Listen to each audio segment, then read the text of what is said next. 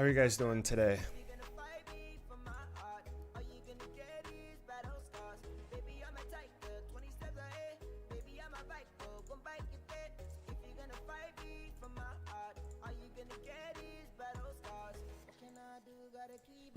Alrighty.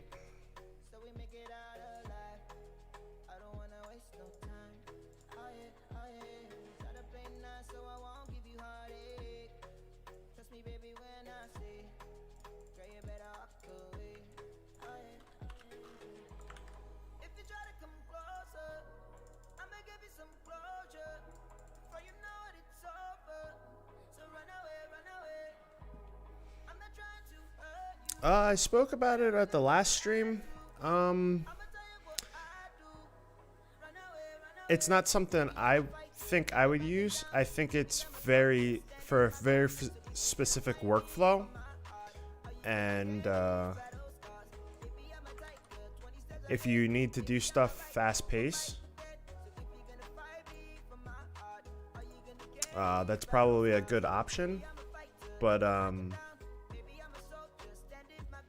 for me, I kind of look at it the same way as the cut page. When I started trying to learn the cut page, I struggled learning the cut page because all of the stuff that I was used to was on the edit page. And then when I would start on the cut page, then there was something missing, so I had to jump back over to the edit page to do it. And then I would try to come back to the cut page to continue to learn it. And I was just struggling, and I feel like that's going to be the same way for me if I was to get that little keyboard. I might try it. I'm still not sure yet, but I would probably start working on that and then jump back to the keyboard because I needed some other shortcut, then jump back and keep going back and forth between the two until I got comfortable with it. In the previous stream, I said that little keyboard is really good for people that need to do quick turnarounds or that build sequences, and that's all they do. At one part, because that's all you can do with it, is you can just build out your timeline. And I feel like it has its purpose, but for me it would be kind of hard to get used to. And the one thing that I said that I feel like is a pretty good use case for it is, let's say the Olympics. If people were out filming on the Olympics, something big happened. They brought the card in, you popped it in, you quickly got a couple of files on there, you chopped up what you needed, and then you sent it over to like stock sites or to whatever you're doing content for. Use cases like that would be pretty good. Or if you were in like news or something like that, where you just need to quickly make sequences and you don't need to do anything else. I feel like if you just stuck with that and that was your main thing to work with, it would get you out of potentially trying to do this or that that you would typically do on the edit page, because you would only have the ability to build out a timeline.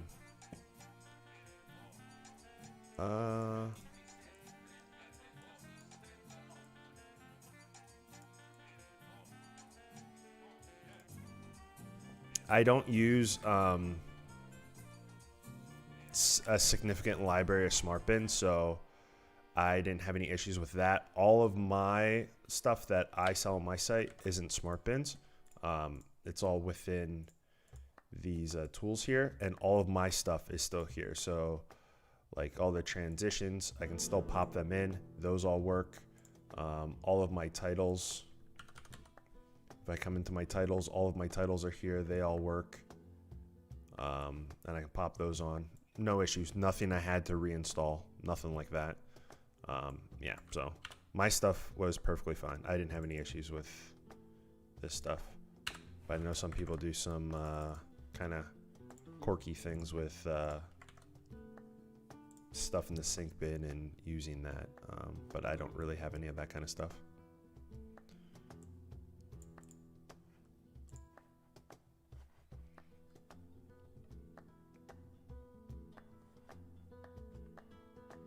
Thoughts on the update? So far, so good. I have found a handful of bugs and different issues. Most people aren't going to notice those issues yet. Just jumping on because it's all mainly around all of the new stuff. In this video that I'm actually going to be editing while I'm streaming here, I kind of go over some of the issues, which are kind of weird. But I think that the issues that I found today are going to be resolved really quickly. But overall editing, I've edited 2 videos so far, and you know, all the stuff that was previously in DaVinci Resolve, no issues.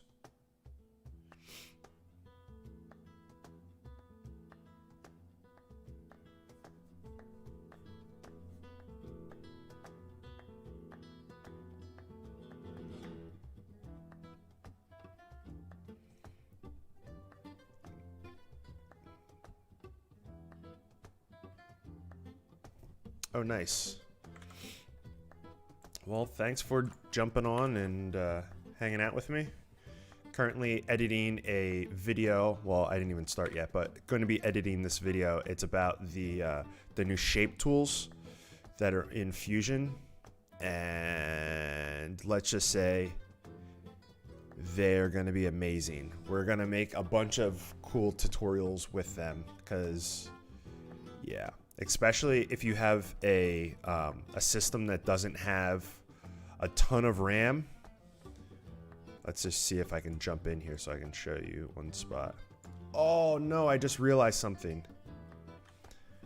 Oh, I just realized something. So I've been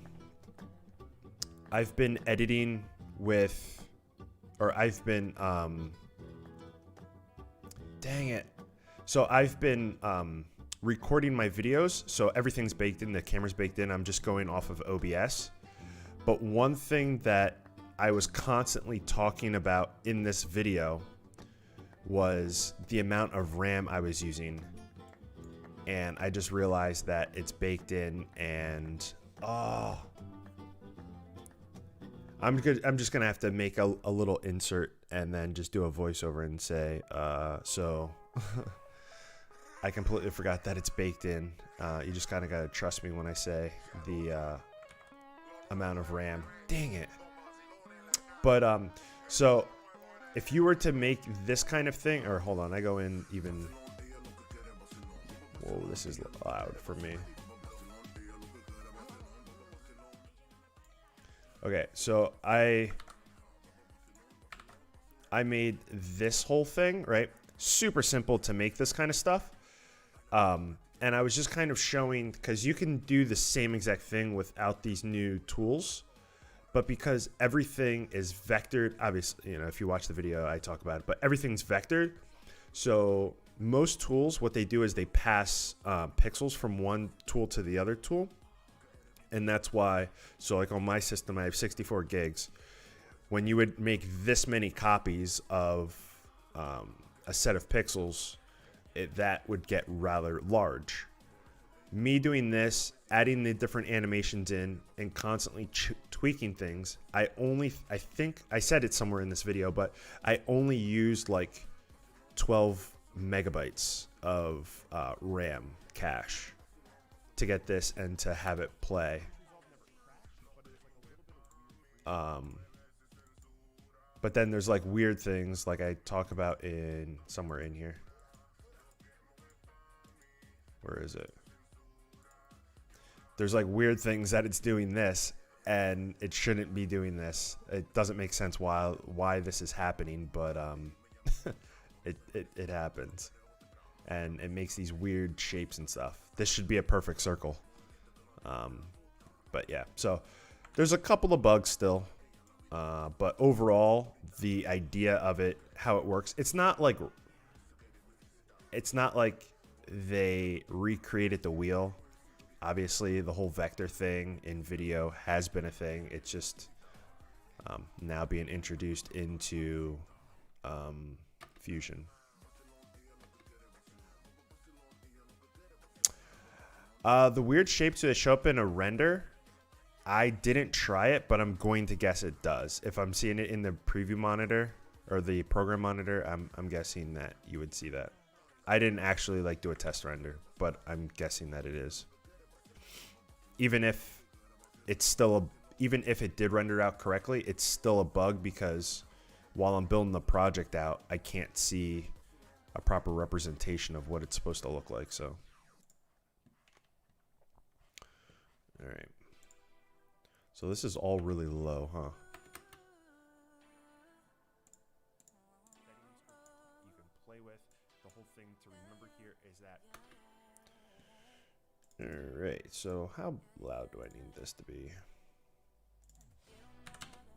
Has anyone else played with the shape tools yet, or any of the stuff in the new DaVinci Resolve? Vectors, so you're not going to get.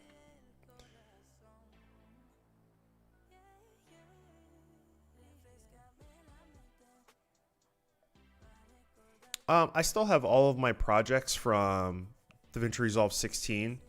They should open up. I have hundreds of projects, but I haven't had any issues with my other projects. So, and then all of my assets and everything work perfectly fine.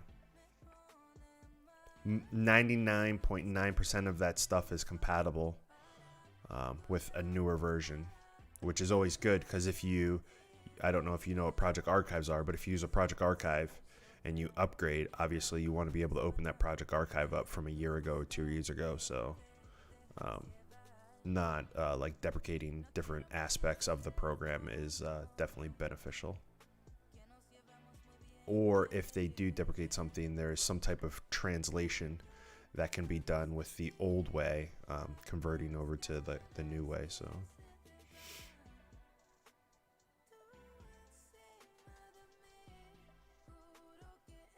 So many streams, I like it. Yeah, when I'm just sitting here at my desk and I'm gonna start working on something like this, by all means, I'm probably gonna jump on. Yes, it is 3:13 in the morning here.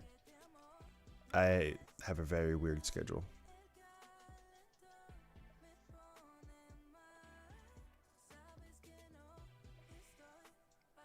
Yeah, motion graphics, like I've said this in the past, the tools that are in Fusion weren't initially made for motion graphics. They were to do a lot of other things in the compositing world, and we just kind of used them. But over time, they're going to start adding stuff that's more purpose-built for motion graphics, which is cool. And this is the beginning stages of it, because if we come over to Fusion, look at all. They didn't even add icons in yet for the tools. So yeah, with time they'll add all that stuff in, but we're at least going in the right direction.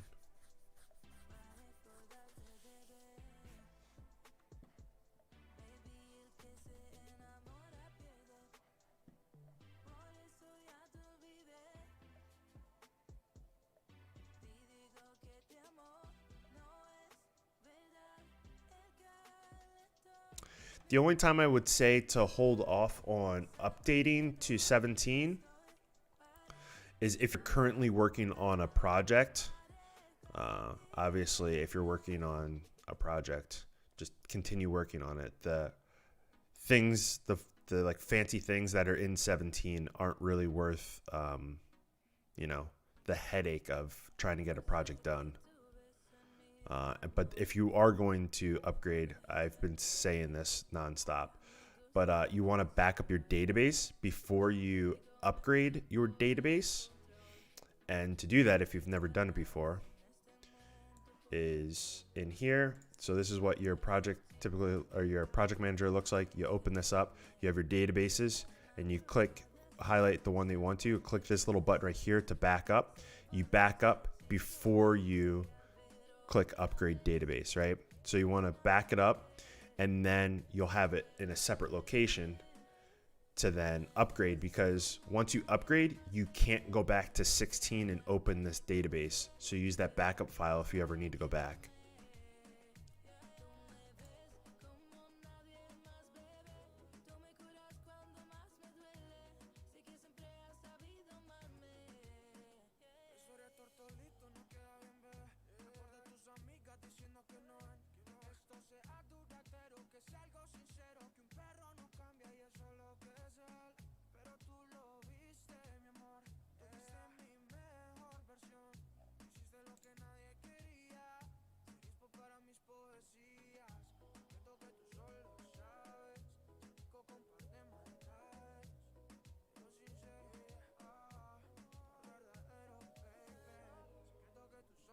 Well, just cross your fingers that 17 just is smooth sailing for you.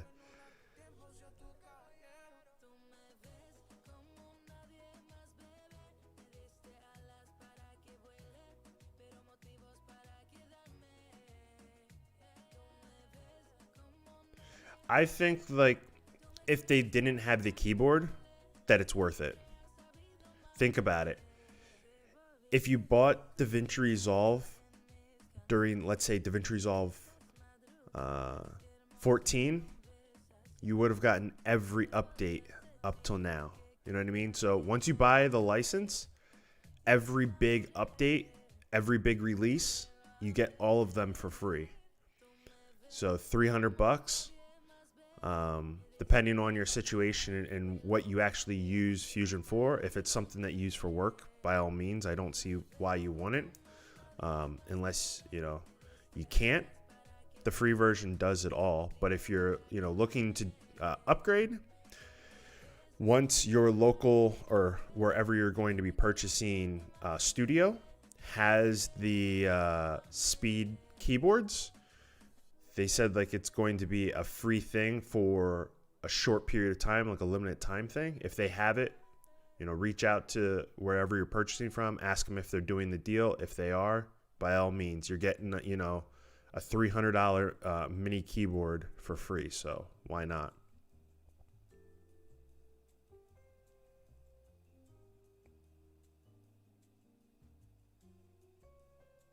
Yeah, the keyboard is the same price as the license. So if you think that the keyboard would be beneficial to you, then by all means, I would jump on it. And I think they still bundle the license with the cameras as well. So even if you were in the market for one of the cameras, you could, get a license that way also.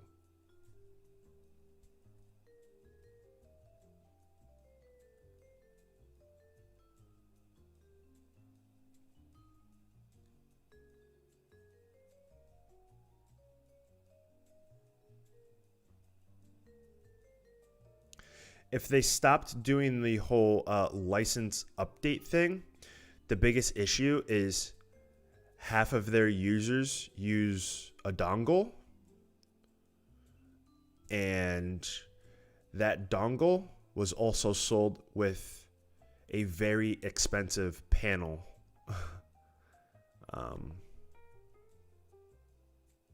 I don't see why they would do that.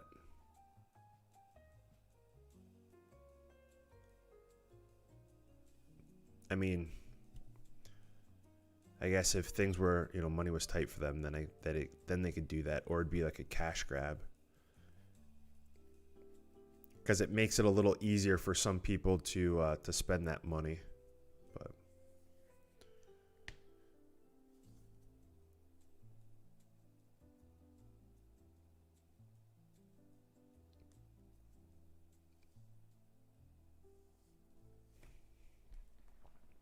What camera am I using now? It's in the description, I believe. I think it's in the description of the stream as well. Is there a way I can see that? In here. Yep. It's all there.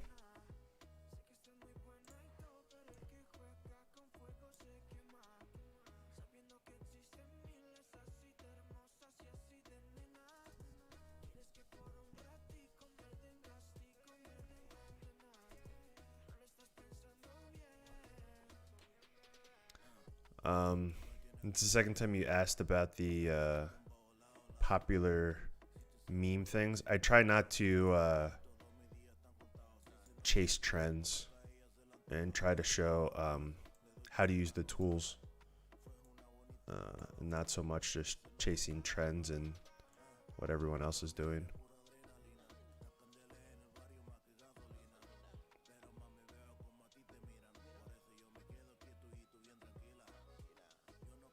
DMCA policy is on its way. Nah. All my music that I have is licensed.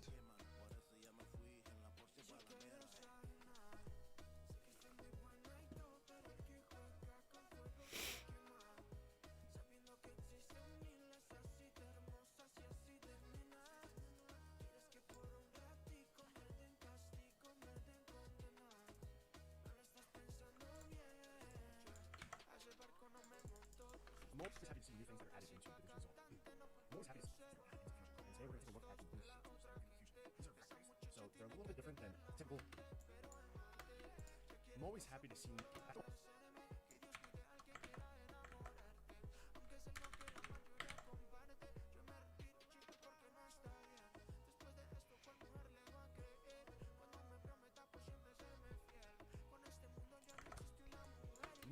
see. New things that are added. You should be able. You have to draw the little line.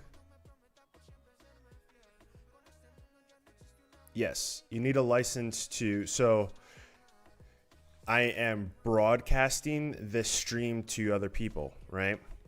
And because I'm doing that, and it's almost like, think of it like the radio. You know, the radio, they broadcast music and there's royalties to be paid. Same sort of thing with live streaming. There's a big thing going on right now in the live streaming community on Twitch. There's a lot of people that are getting in trouble with playing music that they don't have the ability to actually play. But going into here, so what you do is you click your little thingy, right? And you draw on whatever it is that you want to have, right? And then it's down here. And if I move my playhead, you can see the little blue line, right? So that's where I drew that. So I'll draw it. And, well, now I made 2 strokes. But all you got to do, not this play button, but down here to track that.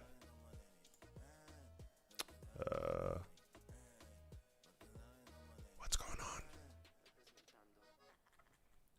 So it's processing now. Oh, there it goes. Okay, so I guess it just started and then it went.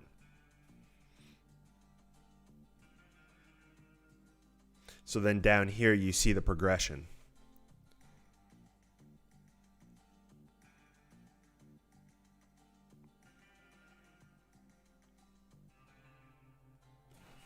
And then when I stop it and I come back, if I click on this, click here. Wait, how the hell do you see it? There we go.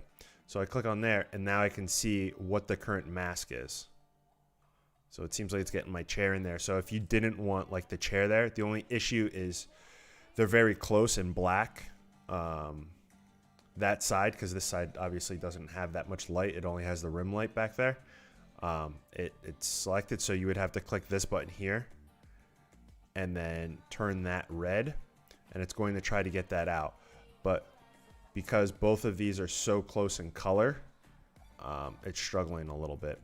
But if you look at, you know, my head and stuff, it's oops. Well, yeah.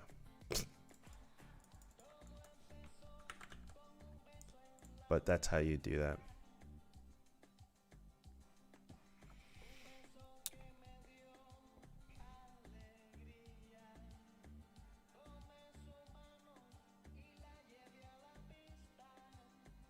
So in my description, I have a link to where you can get music that you can stream, and they have a bunch of classic stuff too. Let's see. Well, you're not going to get, okay. So it's actually a record label that I license everything through. They have a pretty big library. But obviously they only have the people that they have signed to them. So depending on what you like want to have, yeah. But there's a lot of companies. I got something in my eye. There's a lot of companies that are starting to do this sort of thing.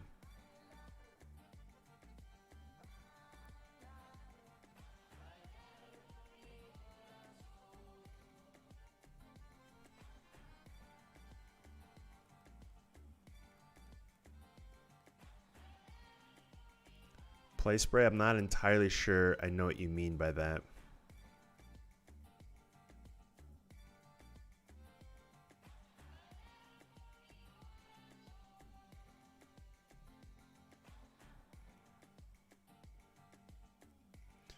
Well, you could say that the whole like lifetime thing is a issue, but you also have to think about. I have a whole video going over. Well, I talked to a representative of Blackmagic, getting a better sense of how they're able to provide the free version of DaVinci Resolve and how they're able to pay for the constant engineering of the new DaVinci Resolve, like updates and stuff. And it really comes around all the hardware. So they made a big keyboard. Now they made the small keyboard. They have these things that are called Ultra Studios to take the source from your DaVinci Resolve and put it onto a screen and bypass the graphics card. There's the cameras. You know, once they get people into the ecosystem, there's all these other products that people tend to look at. And those, if those hardware products become successful, and those are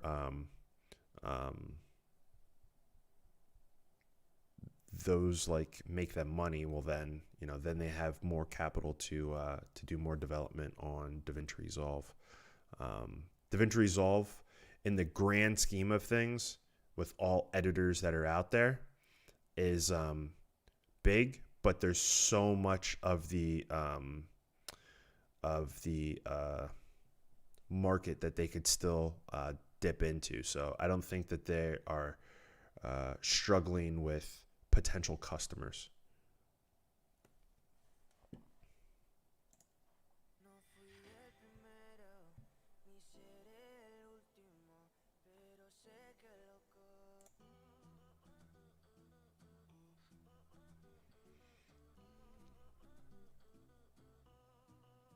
Yeah, they make most of their money from hardware. I mean, honestly, they're a hardware company.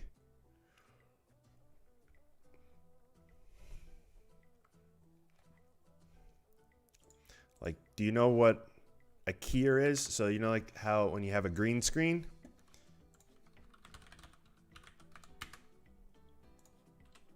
I believe it's called the Ultra keyer.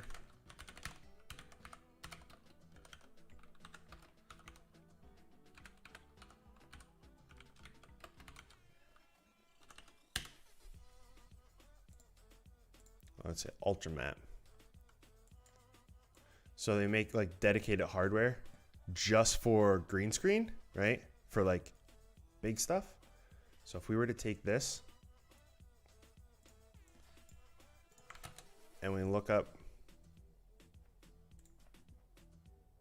how much stuff like this cost just to do green screen, and these are like really, really, really well known. So yeah, that gives you a sense for where they get their money from.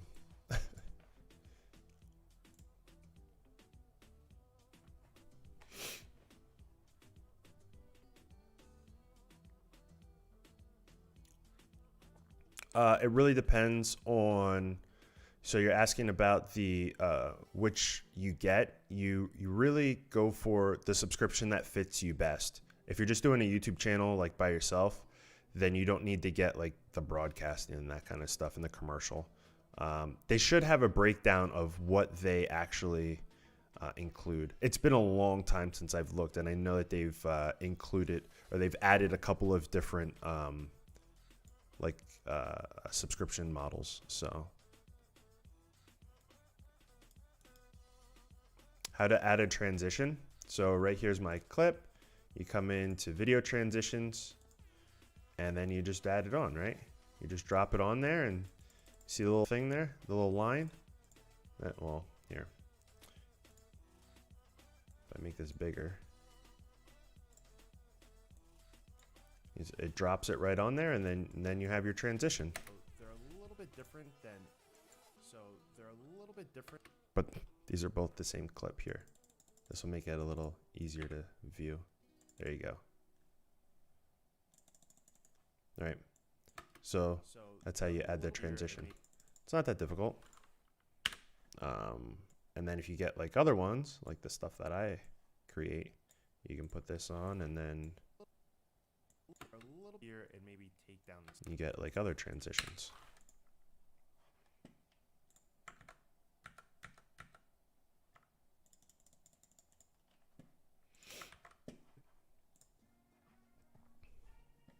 All right, where was I?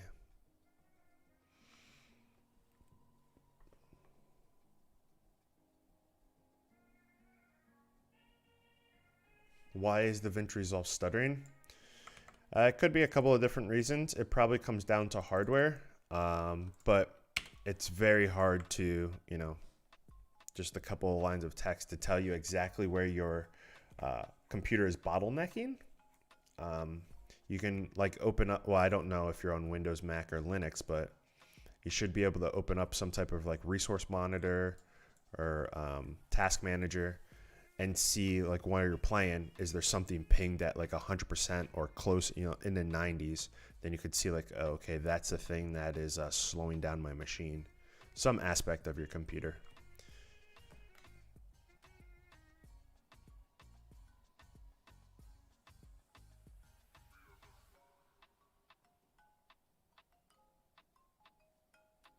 The stuff that you can import, if you come over here, right there is the different things. All right, let me go over here so it's not all grayed out. So come up here and you go to import. There you go.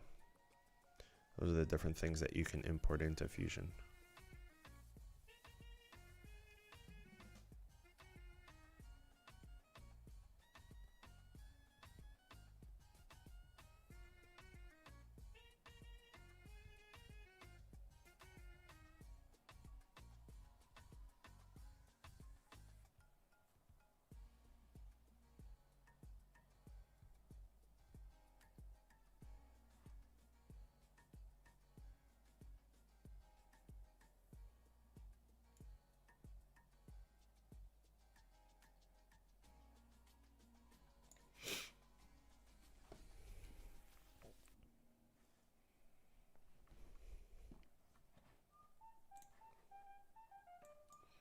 All right, where was I?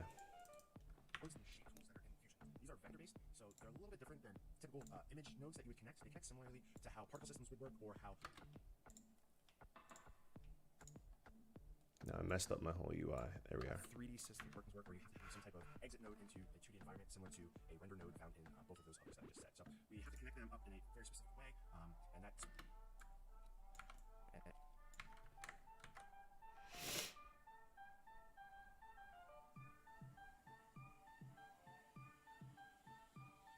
How do you upgrade to the new version of DaVinci Resolve?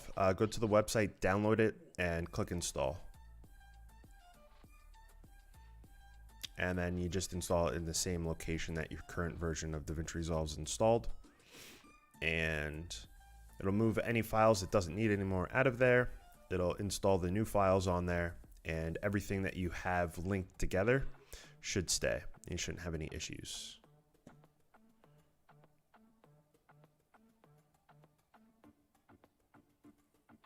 I don't think that there was ever a Black Friday sale for DaVinci Resolve. I don't think there was any sale ever for DaVinci Resolve. I could be wrong though.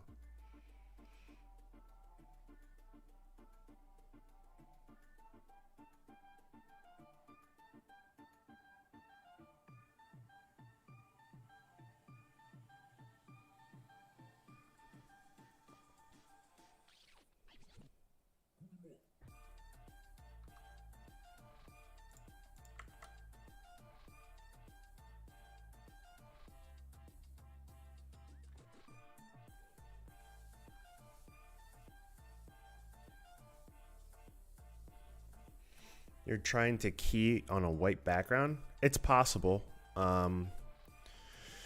Most of the time people have issues with keying anything is when they don't have a solid color and they have a lot of shadows cast. So they don't have whatever that they're trying to key out properly lit.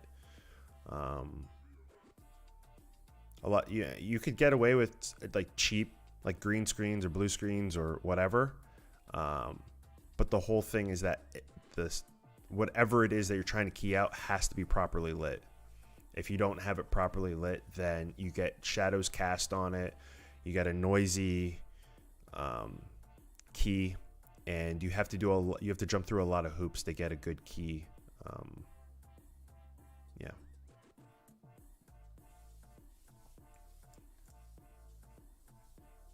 I don't know if I did a video on properly keying stuff. Very specific way, and that specific way is just connecting everything into. I don't think I did. I did one, but I don't think that was in Fusion. And then that will spit out S-render, and then that will spit out a 2D image that we can then process within the type of Fusion comps. Let's jump into it. There were a couple of interesting things that I did notice about was not within the type of our Fusion comp. So let's jump into it.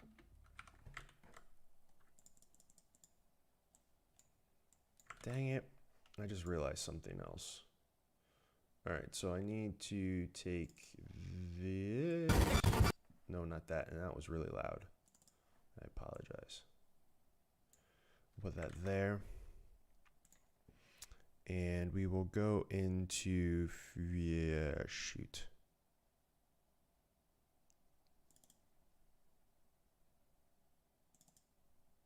Before we get started, for those who have... Yep, that's the one we want.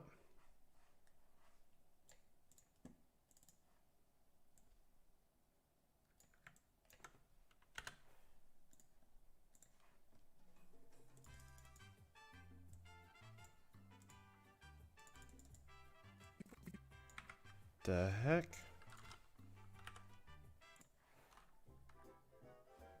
Oh man, they get worse.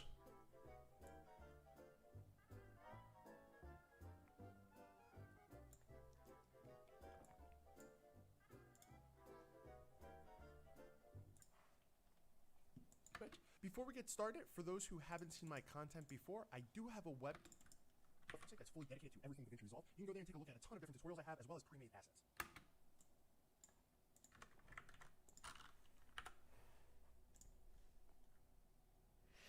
All right, where did I leave off here? How do motion trails work? Like that new effect. I was playing around with that. It's just an effect that's in the effects thing. Motion trails. It's like a new effect. I was indifferent about it. I probably need to play around with it a little bit more.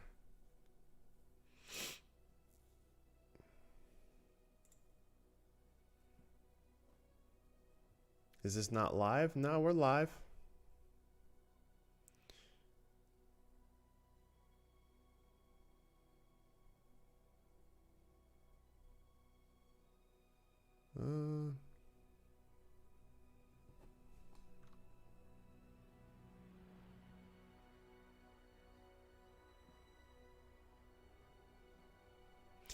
Black Friday doesn't do any direct sales. So they do everything through like a distribution network.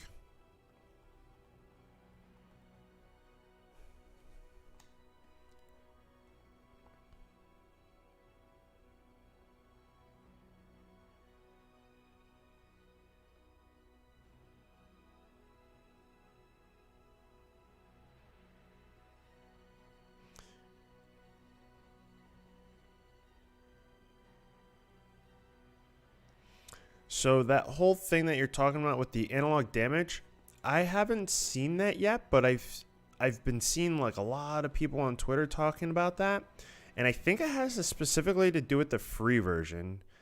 And there's a lot of stuff.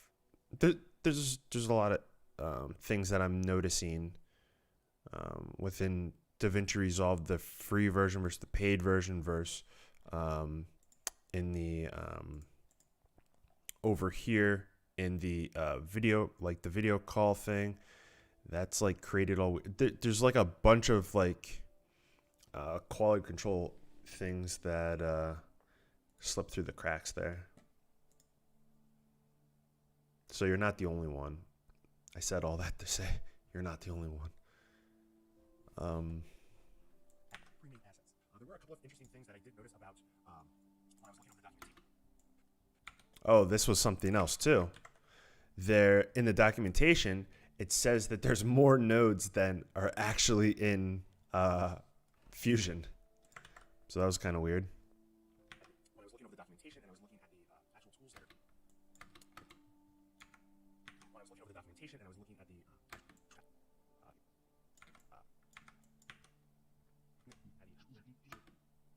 In the documentation, they are talking about 14 new tools, but current build of DaVinci Resolve 17, there's only 13 tools. So I'm hoping with the addition to actually getting icons for these, that they'll be adding in that 14th tool and possibly more, or maybe. Imagine if I could predict what people were going to ask in chat. Oh man, I would go and get some lottery tickets. Yeah, more, or maybe they're scrapping them. I don't know yet, but yeah, let's just jump into it. So let's see these nodes. They all start with S, and you can either click into your node window and go to Add Tool and come down to Shapes. Here are a list of all of them. Obviously, when you're starting out using them, you're not going to remember the names. So here are the one way to get them. The next way is you come up to your effects library, come into Tools. Crap. I like how someone was saying that I'm a pro editor, but I don't even have everything set up correctly. I just realized that. Damn it. Hold on a second. I gotta check something. Because I might have messed something up already. I sure did.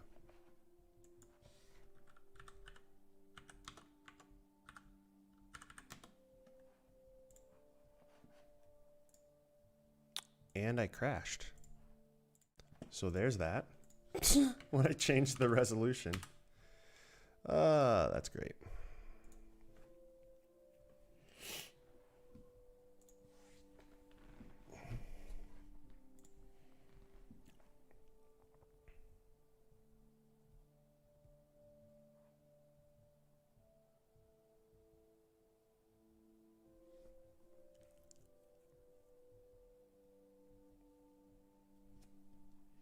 DaVinci Resolve, I've been all self-taught. I didn't start in DaVinci Resolve. A very, very long time ago, like 20 years ago, I used Sony Vegas, and then after that, then I used Premiere, and I used Premiere for quite a while. And then when SpeedGrade was discontinued, an Adobe color grading program, then I jumped over to start using DaVinci Resolve. And then once the whole cloud thing started to happen and DaVinci Resolve started to add the edit page and everything like that, then I jumped into using the edit page more and more.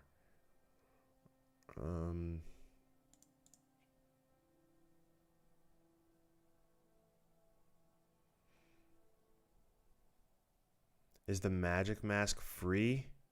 I don't believe so, because I think it uses the neural network, and I believe anything that uses that isn't a part of the free version. Okay, let's see how much I lost. I didn't really lose much. I'm still at the beginning of this. Am I even on the right resolution? I am not. So we will try this again. All right, what else are people asking me?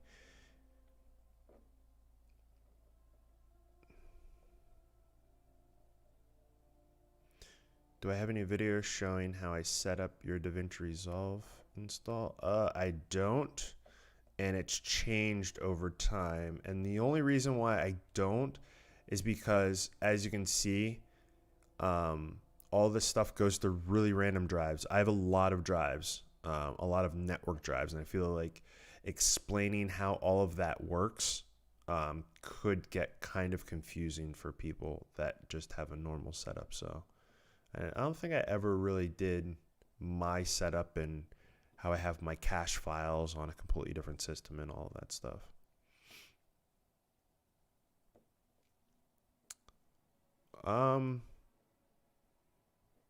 I think, I don't know. I haven't used Premiere in a bunch of years, so I don't know what that's like. 9 times out of 10, like crashing, I don't know. I typically don't crash that much. I will say that about DaVinci. I typically don't crash that much. Oops. Let's see if I crash again. Nope, it resized. But let's see something here.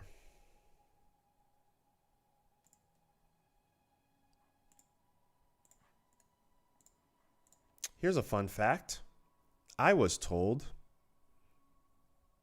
at the DaVinci Resolve at NAB 2 years ago that when you have a pre-made timeline, you would be able to change the frame rate. I can't change the frame rate. So they never actually added that. Maybe I should make another video about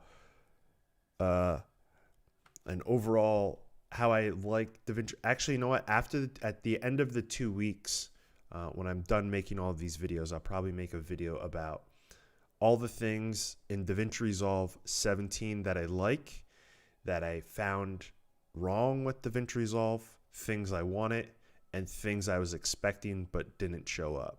Maybe I'll do a video like that. That might be interesting. Okay. So we're just going to leave this one at 24 then, because I don't feel like going around and jumping around. Or actually, no, I have motion. Are these? Let's see here. Which one? What did I even film these at? I filmed them at 30. Okay, yeah, we're going to do 30 since I do have so much motion.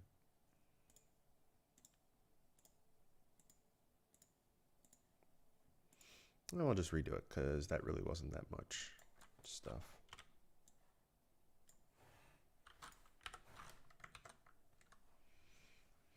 How am I doing tonight? I'm doing pretty well. How are you doing? Just working on a video that's talking about some of the new tools that are in Fusion. Oh, yeah.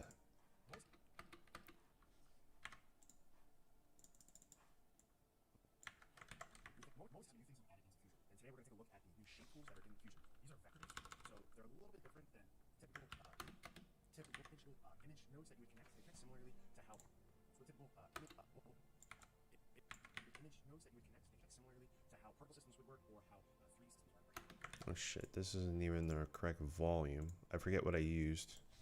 Let's try 10. Add the new shape tools that are in Fusion.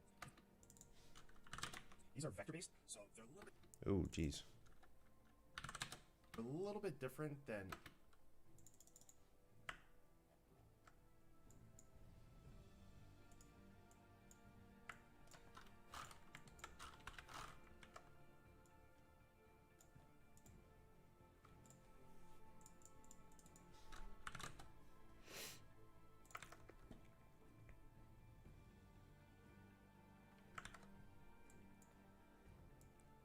typical image nodes that you would connect. They connect similarly to how particle systems would work or how 3D systems work, where you have to have some type of exit node into... What is up with this freaking...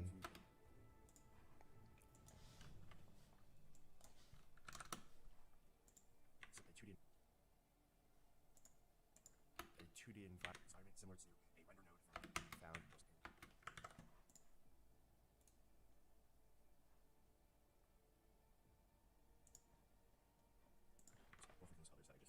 So we have to connect them up in a a very specific way, and that specific way is just connecting everything into a I don't know what this freaking sound is. 2D image that we can then process within the pipe of our Fusion console. That sounds like crap.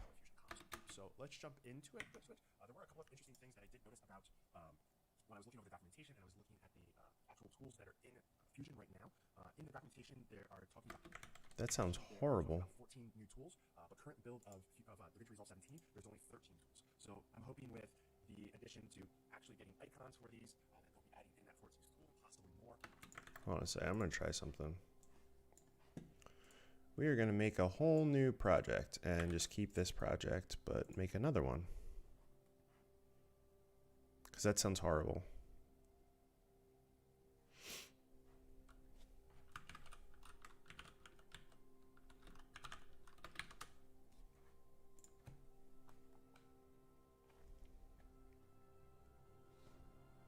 There was like some type of like feedback. I don't know. It was like, I don't know, it sounded kind of bad.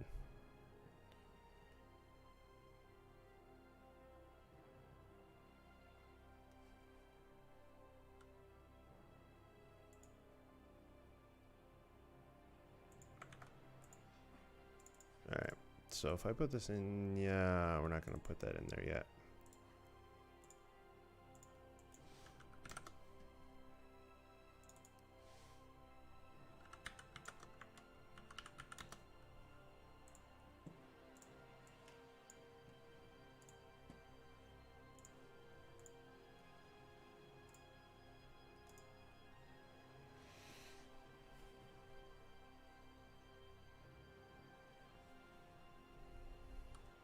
Syncing, I'm not sure if they added a new keyboard shortcut. I'm not entirely sure what it is. Got some epic freaking, I feel like I'm in a crazy movie. All right, I gotta get all the stuff again. So we have that. We need all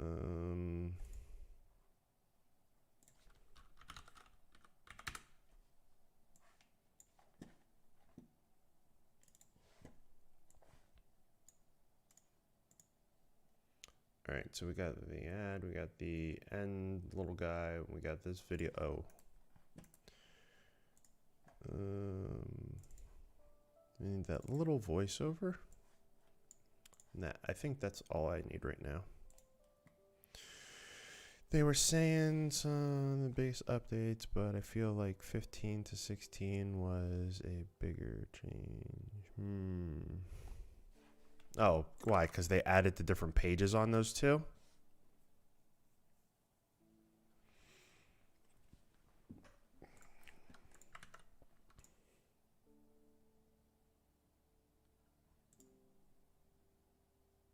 There was a lot of stuff in 16 that there weren't a lot of videos made about that were big changes. I'm just thinking about that. Like the color like linked node. That was something that wasn't really talked about a lot. I doubt a ton of people know about that unless you're like a big time colorist. All right.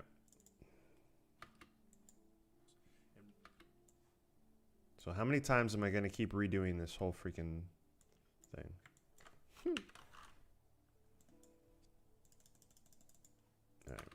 Like I said, there are. Let's say we want the length to go in their other direction, right? So maybe we. I get louder as I. I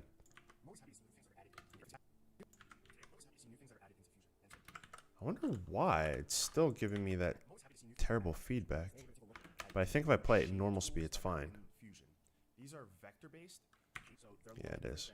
Typical image nodes that you would connect. They connect similarly to how particle systems would work or how 3D systems work, where you have to have some type of exit node into the 2D environment to a render node found in both of those others that I just said.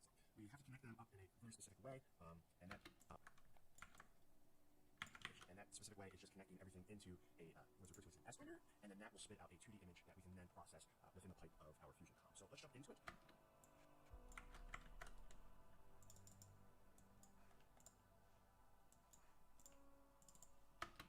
before we get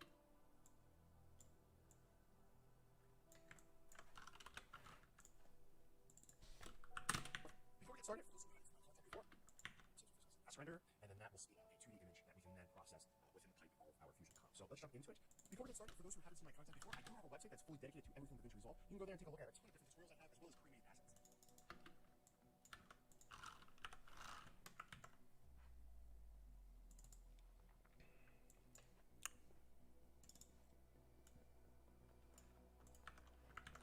There were a couple of interesting things that I did notice about when I was looking over the documentation and I was looking at the actual tools that are in Fusion right now. In the documentation, they are talking about 14 new tools. But current build of DaVinci Resolve 17, there's only 13 tools. So I'm hoping with the addition to actually getting icons for these, that they'll be adding in that 14th tool, possibly more, or maybe they're scrapping them. So you're talking mainly about Fusion stuff, right? Did you play around with the vector stuff yet? Because I think you might change your mind playing around with the vector stuff. I don't know when you jumped in, but earlier I was showing some of the vector stuff. Yeah, let's just jump in. So to be able to get to these nodes, they all start with S. You can either click into your node window and go to Add Tool and come down to Shapes. Here are a list of all of them. Obviously, when you're still not using them, I'm not going to remember the names. So here are one way to get them. The next way is you come up to your fonts library, come into Tools, go down to Shape, and here they are again. Or you can right-click, or excuse me, hold down Shift, hit Spacebar, and then take it right down button here to get those tools coming as well. There is some customization in the new UI. I'm going to have a video later on talking about how to bring them in. We currently added them in, but right now.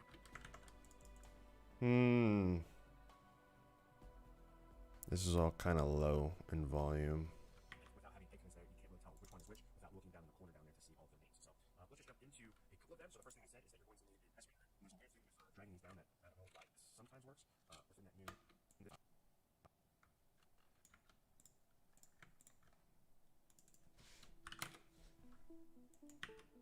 There is some customization in the new UI. I'm going to have a video later on talking about how to bring them in. I currently added them in, but right now, without having icons there, you can't really tell which one is which without looking down in the corner down there to see all of their names. So let's just jump into a couple of them. So the first thing I said is that you're going to need an S renderer. And there's a weird thing with dragging these down that I don't know why it sometimes works within that new aspect of the UI.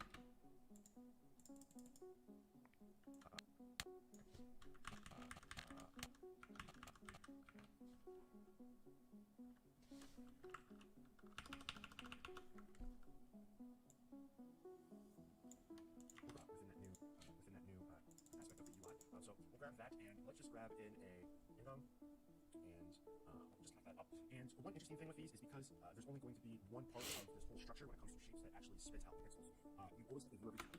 ProRes works if you have a Mac. You need to have a Mac to do ProRes. It's a licensing thing. Spits out pixels. You always have to view everything from the renderer. Maybe in the future this will change, but right now you have to view everything from there. So when you're making these adjustments, you can't single out things that you typically can with most node environments. So just something to know. It's in the description of the stream. The 990s.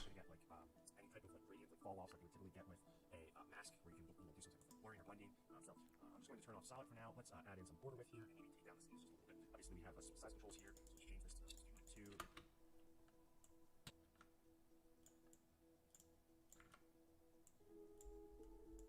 Let's do like 2 and 2. And there we go. Let's bring down the size just a little bit. And maybe bring this up a little bit on the total size. So there we go. And we'll bring this down just a little bit. So here we have that. There are 5 different groups of types of nodes that they have. I'm reading the documentation here.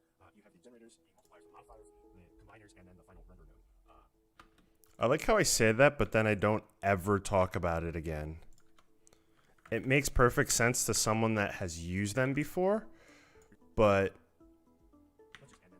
I should have probably explained what that meant. How I view it as equally powerful. Remember, like how I was saying, there's only one node here that is actually making all of the pixels. And what that means is that for very complex projects, they're going to be adding a lot of stuff. Since there's only one node that's making the actual image, all the other stuff is very small when it comes to data size. So I'm about to make somewhat of a complex project here, and we're just going to play it and then look at what our current render cache size is. So currently we're at, let's just purge this right now. So currently we're at 2.5 gigs, right? And what I'm going to do is use one of the modifiers, I believe it is, and that is going to be S grid. So I already have a 3x3 grid of the thing that's piped into it. And so I can come into here and let's add some extra stuff into here. So we'll bring these a little bit together, right? And now I can just make these significantly more. And with it going here into here, and let's add some extra stuff into here. So we'll bring these a little bit together.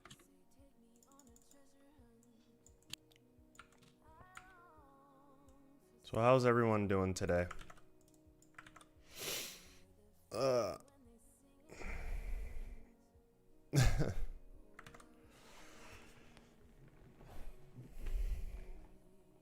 And if you ask me what I think about the headphones, I like them. And the big thing that I like about them over other headphones is if you ever need any replacement part for any of them, or for any part of them, you can buy them online right from the manufacturer. So if you wear headphones a lot, it's always nice to be able to repair them instead of having to buy all new ones. That's kind of what led me to look for a good pair of headphones, and a good pair of headphones that you can also fix if you need to.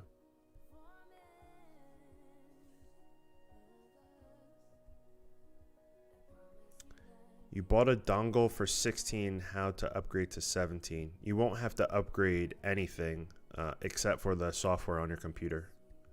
The dongle itself will work. As long as it's a real one and you didn't buy it like secondhand. Because there's a lot of fake dongles online.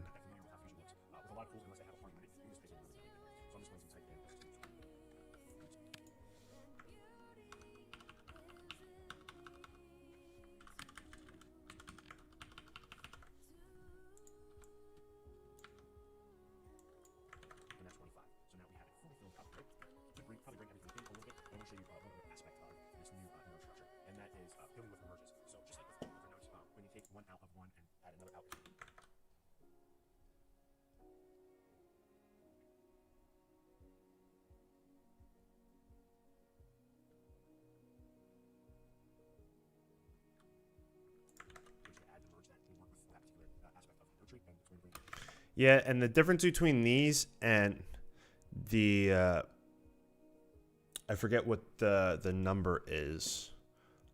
These are open back, so if there's something going on around me, I can hear that. You can get closed back ones if you're in like more noisy environments.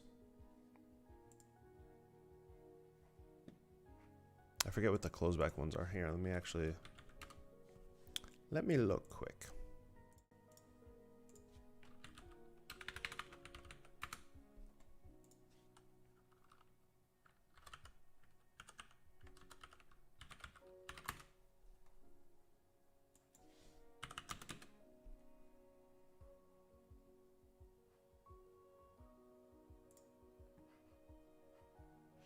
You can get the 770 Pros.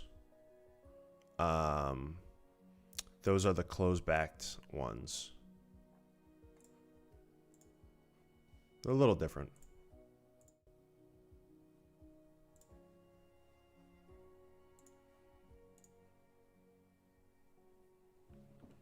Ugh.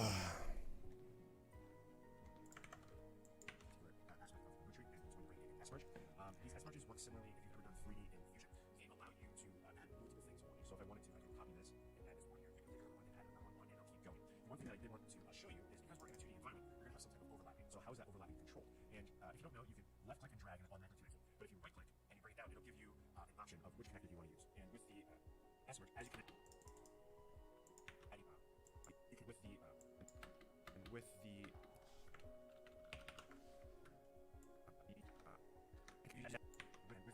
as you connect them, they keep adding more inputs. So how the inputs work is one to whatever, they keep getting stacked on top of each other. So if you're working with a whole bunch of shapes and you're stacking them on top of each other and you're not sure why one is stacking on top of the other, you can always drop it down like this and then you can see the numbering order of those different inputs and connect to the correct one. So yeah, that's how that works. So we'll just work with 2 for now, and let's just do this half it. I don't know why the keyboard is so loud. Half the size, and I have 2 there now. The other thing too is they have stuff.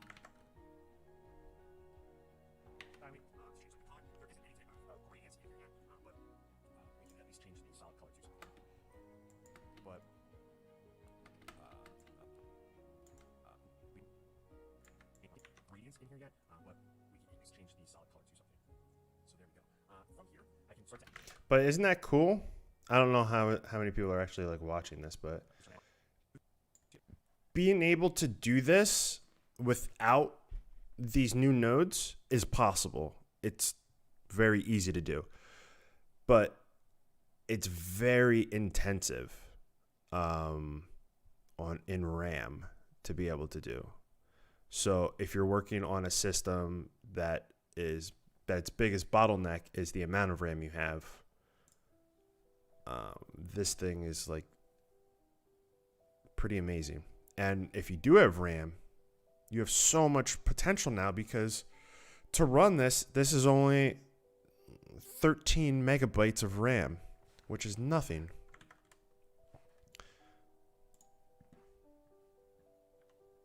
But we can at least change the solid color to something. So there we go. From here,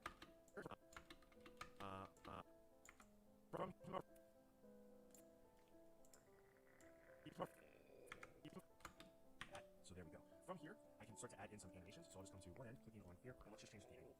Decide we'll just make this 11,000.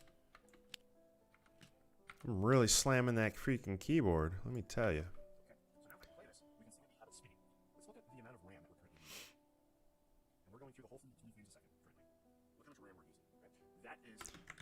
I say, look how much RAM we're using, and it's off screen. It's the one thing that I'm going to have to get used to, that I'm going to have to figure something out for. Right? That... Right? Look how much RAM we're using. So what do I do here to say the amount of RAM? I know exactly what I'm going to do. Look how much RAM we're using, right? We're using. So I'll go like that, come all the way in here, right click on this, and we'll go into change clip speed, and we're going to go freeze frame, right?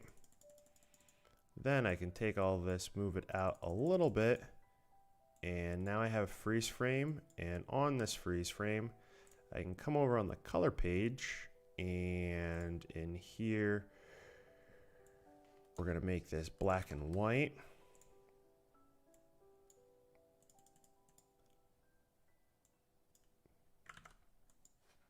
We're going to do that, and then I'm going to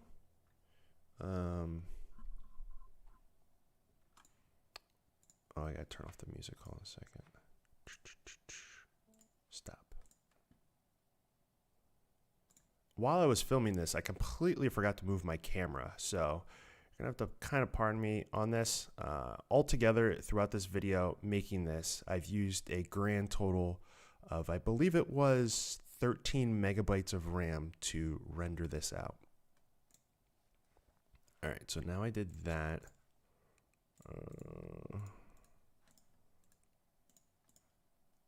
Let's come back and go into here and refresh. What time is it right now? 4:09, so it's probably this one. So we'll drop that on there, and back to the music.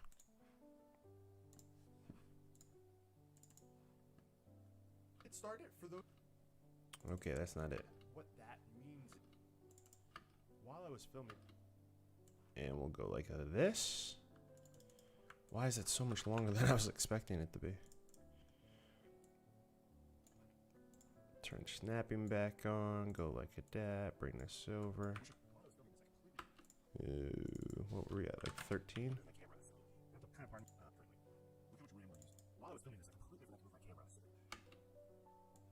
Have to kind of pardon me on this with the camera, so. Ooh, and I'm way closer to the mic. I think I might need to get a different pop filter, because... Pardon me on this. Altogether, throughout this video, making this, I've used a grand total...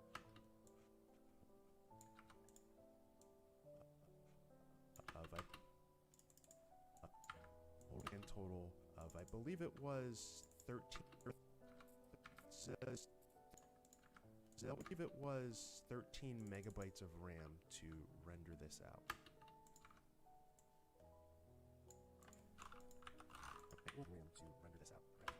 Alright, so now we do that, and you can come over here, and then we can do like one of these. Come over here and do that. While I was filming this, I completely forgot to move RAM to render this out. Right? That is, if you've made motion graphics in Fusion... There we go. That's how we fix that. You had to connect a lot of tools. And those tools were spitting out images, each node was being cached. The image name was being cached. And this many copies using the duplicate node, or it takes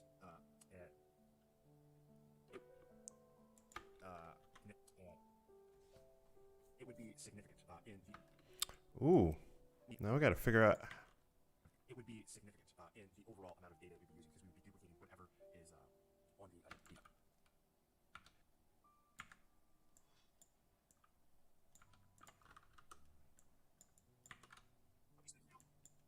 It would be significant in the overall. A lot of tools together, and those tools were spitting out images. And because they're spitting out images, each node was being cached. The image name was being cached. And because they're spitting out images,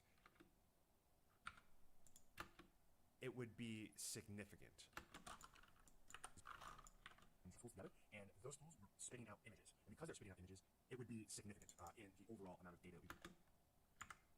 Oh my God! Get off snapping. In images, and because they're spitting out images, it would be significant in the overall amount of data we'd be using, because we would be duplicating whatever on the initial node that we're copying. So On the initial node we're copying. Oh yeah, that would make sense. A duplicate node. Whatever on the initial node that we're copying. So let's go with the other one and do the same thing. Is we'll come to one end. Let's come to the other end, and let's make this a negative 11,000, or let's do 1,100.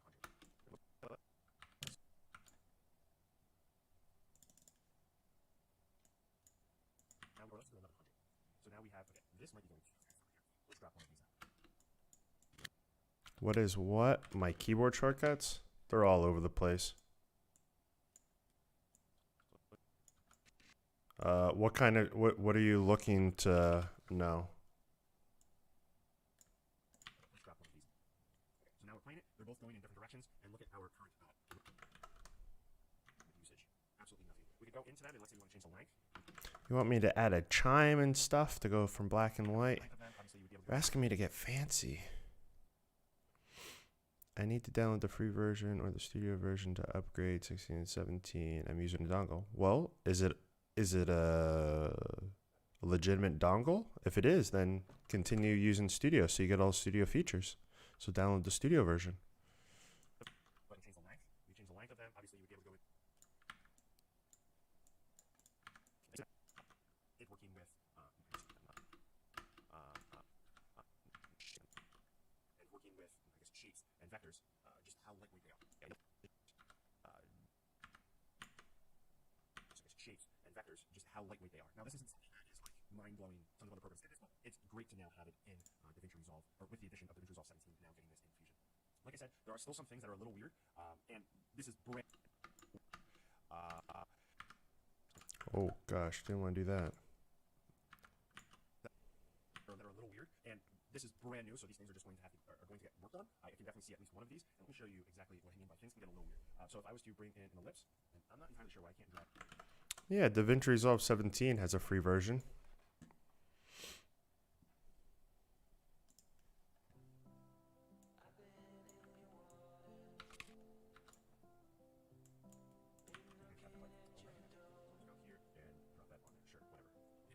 Alright, so let's just have just these two, right? And one thing that I noticed, I'll back up a second. One thing that I noticed is that if you have, one thing that I noticed is that if you had rooted runners and you were like breaking a connection between, so let's say we have this one, we'd be breaking a connection here to connect something else up. I've noticed some like freezing. DaVinci Resolve never crashed, but it was like a little bit of weird freezing. I've noticed some like freezing. DaVinci Resolve never crashed, but it was like a little bit of. I like it. There are a couple of weird things, bugs that I found, but DaVinci Resolve 16, everything that was in 16 going into 17 works identical. The rendering for like titles and stuff like that is a little quicker. It's pretty cool. What else about 17? Yeah, there was just a couple of like random bugs with all the new stuff that's in the program. Outside of that, oh, I really like, I mean, these are just like little things, but I really like all these new panels and just how condensed they are and how much stuff they got rid of. What type of bugs? I'm actually about to talk about it in this video. But let's see. Like this. So it should look like this, right? There's these new vector tools. That's what this video is about. And when you put the numbers the wrong way, they just start doing weird stuff. Like they make straight lines, or they start making weird shapes like this. It shouldn't. It should be a perfect circle. So weird bugs like that, just with the new tools, really. What's up? I'm just editing a video that's gonna get posted later today about the new tools in Fusion. I really like them. They're very, very good. I noticed is that if you had really big projects and you were like breaking the connection between, so let's say we would have this one here, we'd be breaking the connection here to connect something else up. I've noticed some like DaVinci Resolve never crossed, but it was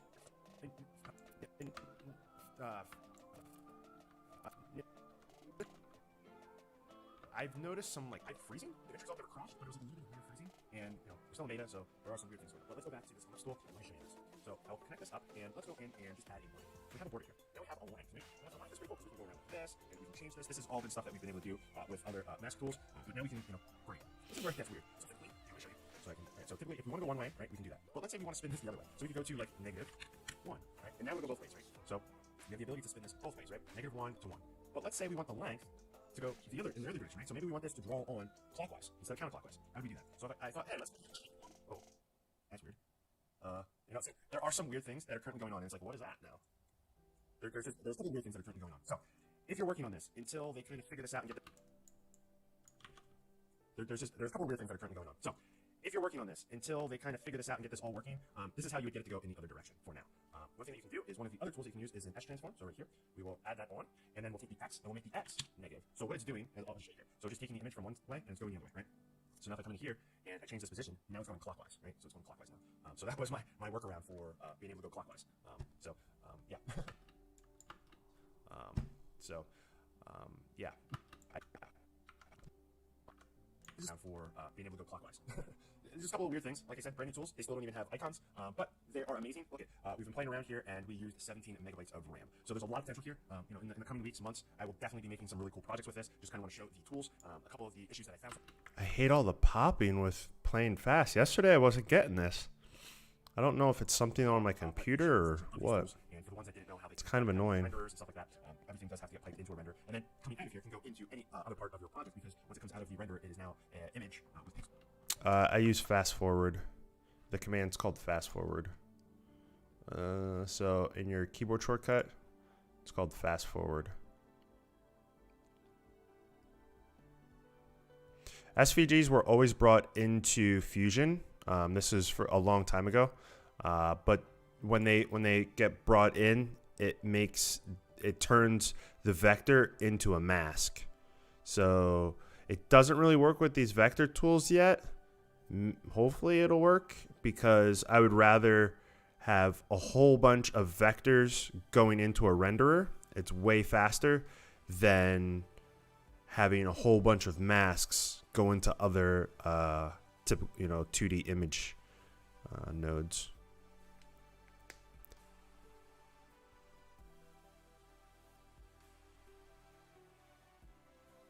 Ergo chair. Let's take a look at what this looks like. We were talking about getting new chairs, and I don't really want to get a Herman Miller just because of the price. .ai. What is .ai? Okay, free shipping to the US.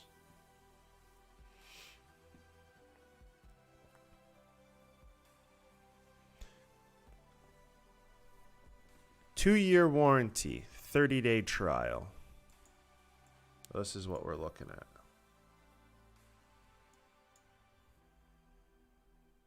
Do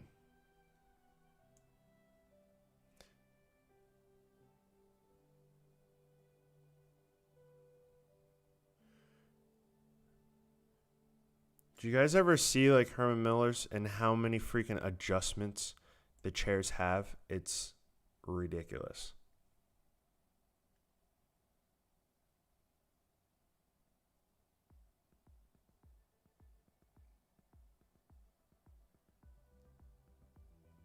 Interesting. I'm gonna look this up.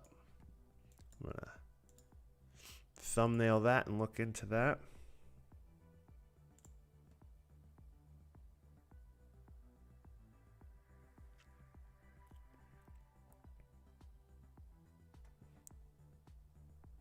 Oh, that chair looks crazy. Hold on a second. Do they have more than just one chair? Because I only just kind of opened it up and looked. Oh, they sure do.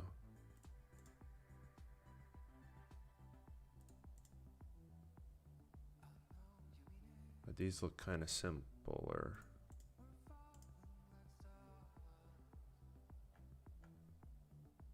That almost looks like it's straight plastic. That looks so uncomfortable. There isn't as much information on this one. You know this logo? Do you know what Half-Life is?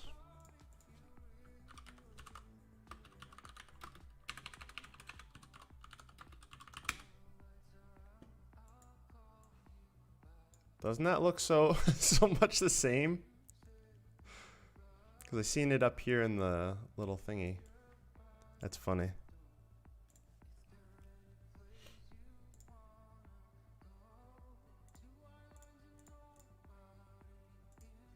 Oh, dude. Dude, these prices are crazy comparing. Yeah, I'm definitely looking this up later. Oh wait, are these prices just because of Black Friday? I see a little slider across the top. Oh, what? They start Black Friday on the 14th? Okay.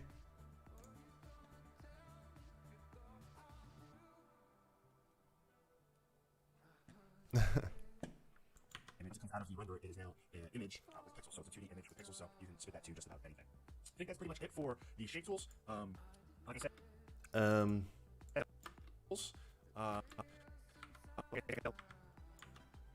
the shape tools, like I said, it was a cool project, something I don't know yet using these, but give them a shot. If you find any other bugs, let me know, and I'll try to pass that along to them and let them know. You can also go to the forums and tell them yourself. But yeah, super excited about this because making really complex motion graphics is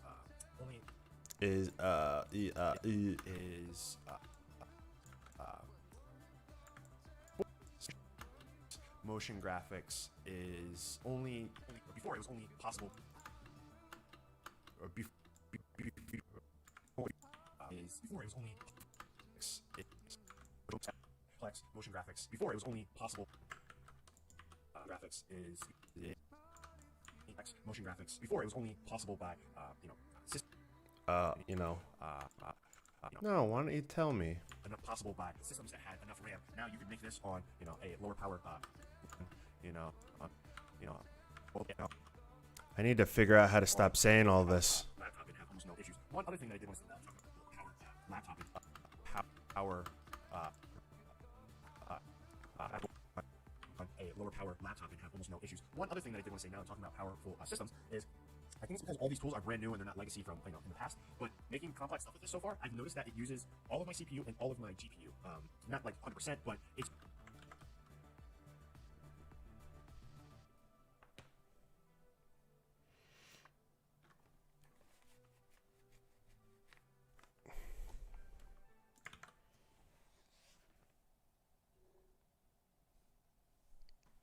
I have a link in in the description of the service I use for all of my videos. And the music that I'm playing right now is actually from there as well. You can take a look at that.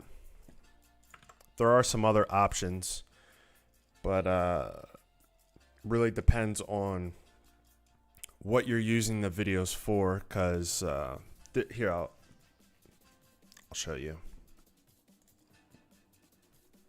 Hold on 1 second.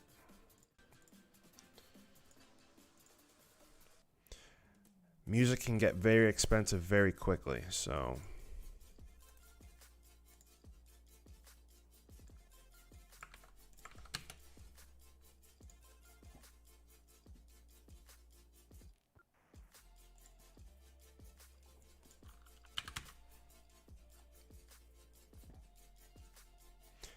if you want to get really good music, well, let me see if I can find the prices for you, but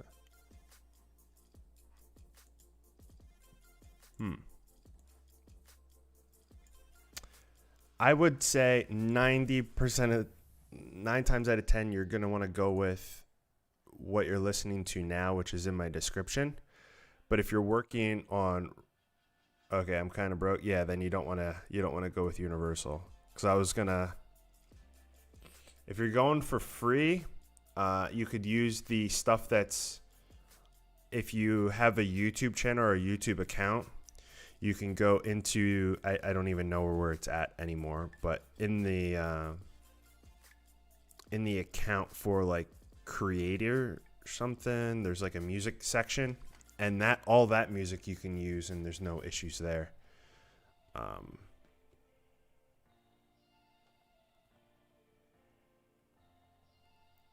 Yeah, the music library, YouTube Studio. Yeah. They're always changing the names of things, so I don't know what it's called. They have some stuff. Here, let me see, because in my collection of music, I typically have to keep all of the licenses as well as the locations, because some make you put the where you got it from.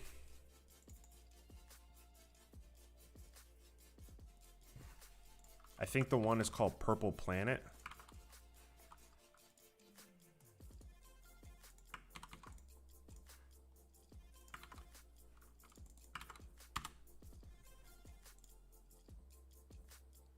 Yeah, Purple Planet is one.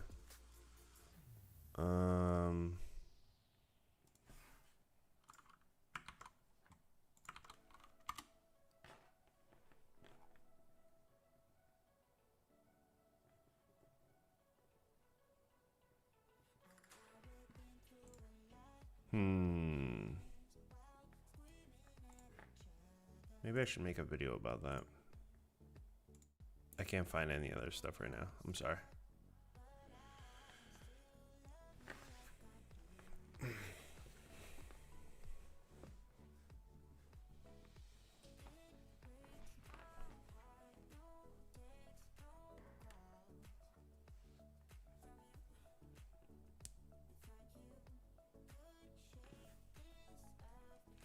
If you make music for others and they're willing to purchase music, you could go to stock sites and pick up music there, because you can buy a license specifically for that project. When you get into like a subscription model, then it gets kind of weird, because when you buy when you get the subscription, that's based off that license is being created for whatever the subscription is purchased for. So yeah, like Epidemic Sound would be a little weird. They do have commercial accounts. I don't know enough about them to say like that's the go-to, but I do know that they, kind of spit it out. I do know that they have plans that make it a little easier to be able to use their library. All right, where was I? All of my CPU and all of my GPU, not like 100%.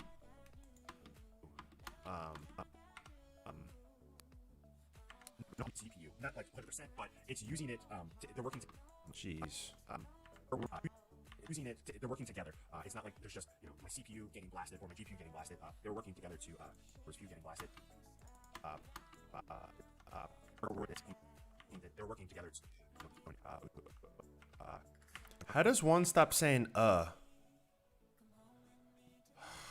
Together to crush the numbers for all of the calculations, which was freaking awesome to see. But yeah, I think that's pretty much it on here. Kind of ranting at this point. Let me know if you guys play with this, if you guys find any other bugs. But that's pretty much it for shapes.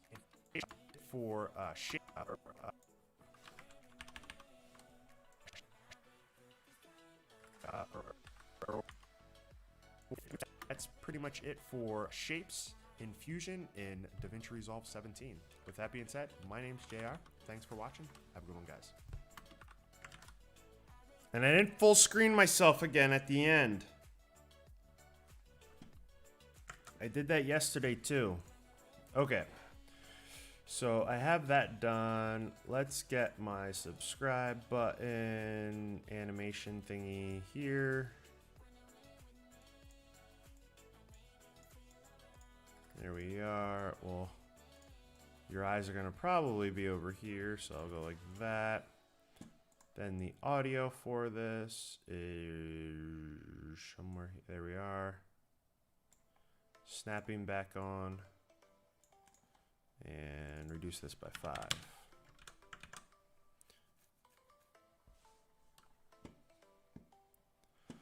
Program a taser? That sounds horrible.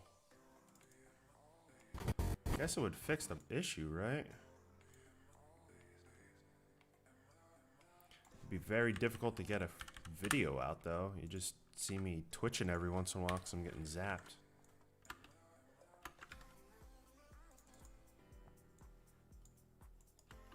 I'm always happy to see new things that are added into Fusion.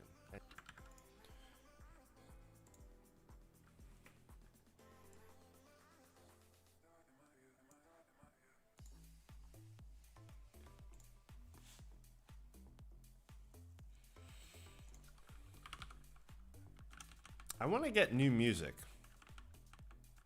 Now you guys are talking about music.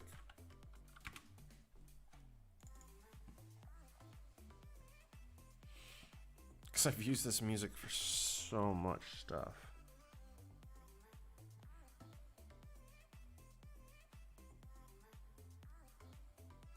Although some of this stuff is super easy to hide in the background, so I'm just going to stick with it for now.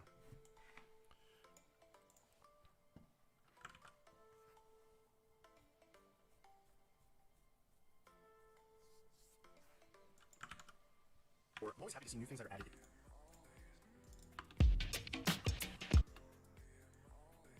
Okay, we'll drop that down here.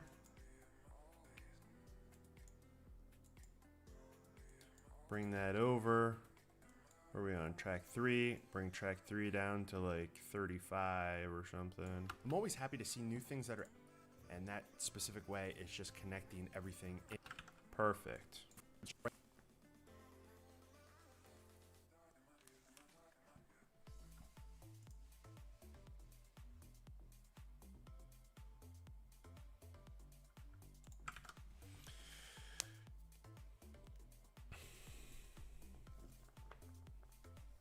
That's a thing? That's kind of crazy. Well, I will only recommend what I use. And I have yet to ever have an issue. I had one issue one time on Instagram. All of my videos were claimed on Instagram that had music, but in 20 minutes it was all fixed. And it was because something with the claim system on Instagram and Facebook. But they fixed that like immediately. How is that lounge music? Whatever.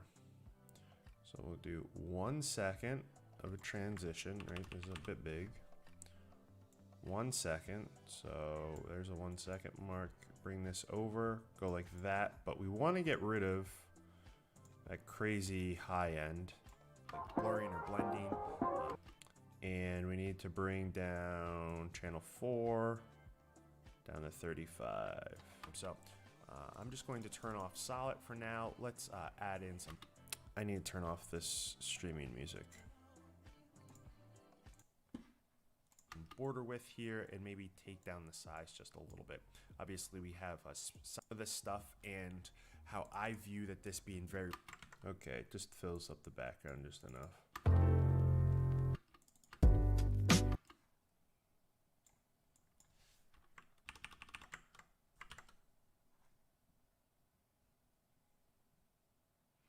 Vegas 18. I don't even know what's the current version of Vegas. Is 18 the current version? I need to keep up with other stuff. Kinda. I actually kinda don't, but To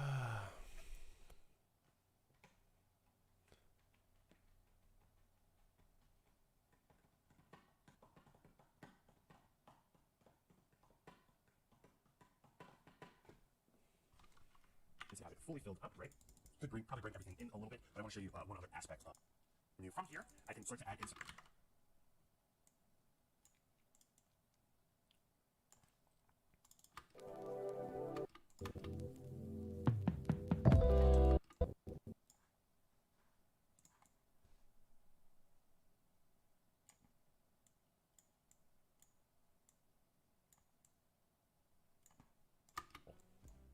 I'll come to this side and let's just make this 11,000.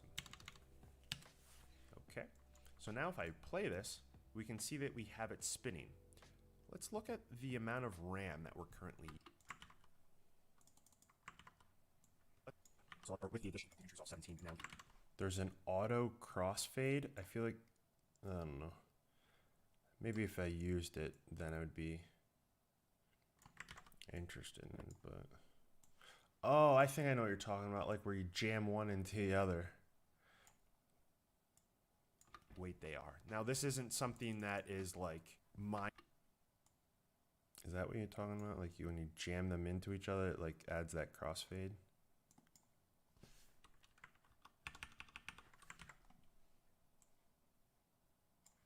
Lightweight they are. Now, this isn't something that is like mind-blowing.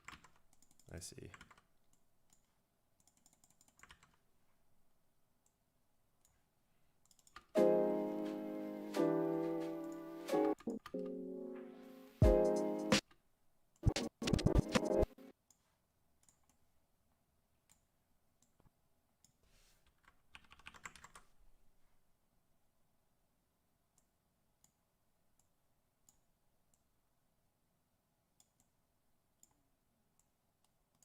Oh, that's weird. All right.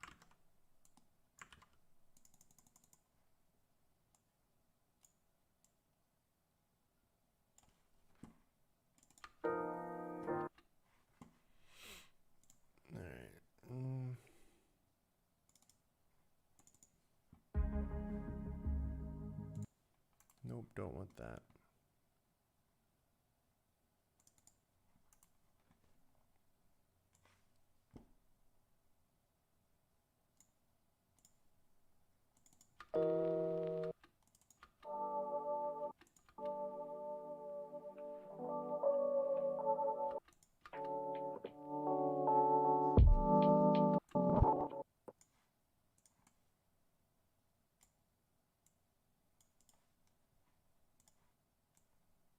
Before, it was only possible by systems that had enough RAM. Now you could make this on a lower power laptop and have. All right, so now we got that. Come to the end here, let's cut it right there. Bring this up. Negative, what do we have? 35. Good one, guys.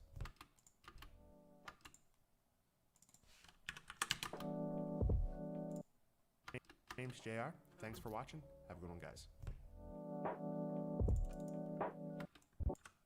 Oops.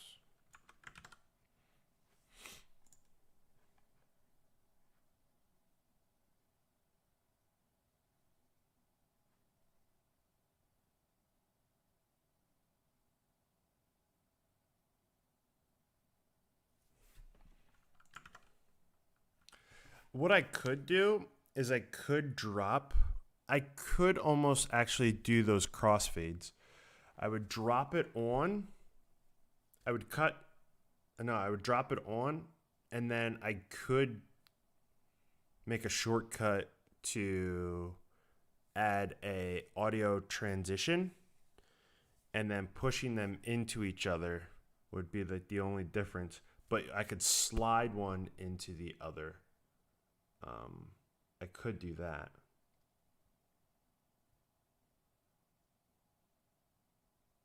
But they wouldn't, yeah, anyways.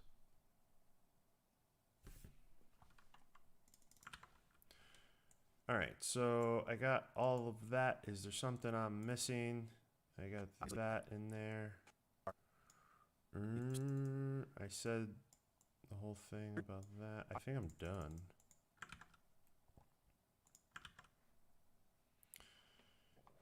Alrighty. Well then. Get my music back.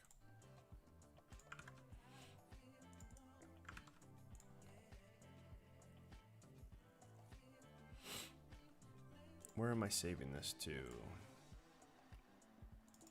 YouTube. Shapes. It's so weird. It's almost like, you know, when you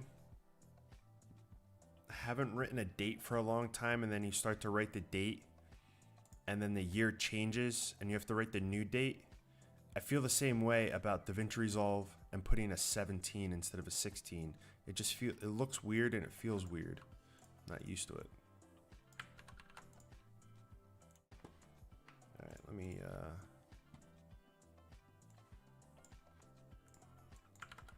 that's going there. And location is there. Save. All right.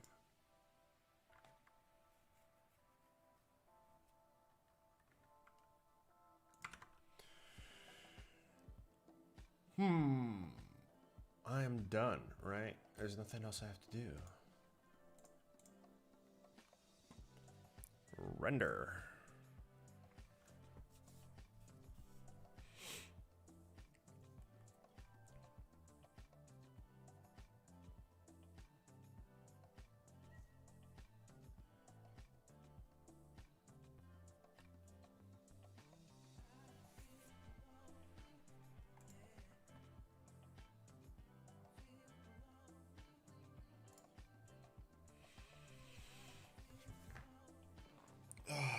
What has everyone been? Is everyone here like never seen my content before?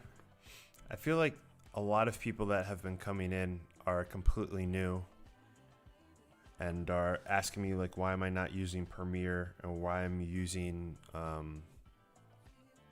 like Vegas and stuff.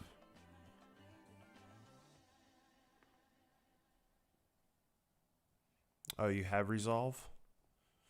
Have you tried the new Resolve? And what are your thoughts on it?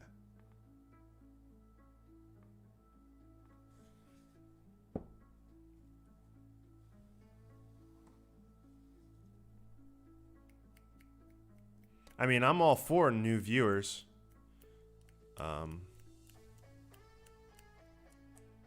Like yesterday, there was a guy that came in and he was like, why don't you use Premiere?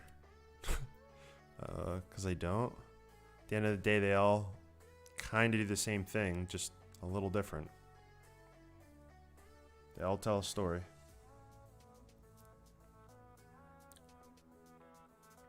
First time watching the live stream? Well, welcome, welcome. I just got done editing a video on one of the new tools. If you don't follow DaVinci Resolve, is it yesterday? No, 2 days ago. There was a big release for DaVinci Resolve with a bunch of new updates, and now I'm making videos about those new updates. And yeah, so now I'm just editing those videos that I made. So if you haven't played with it, or if you don't know what DaVinci Resolve is, it's a editor. They have a free version of it. The free version, you can edit 4K at 60 frames per second. And yeah.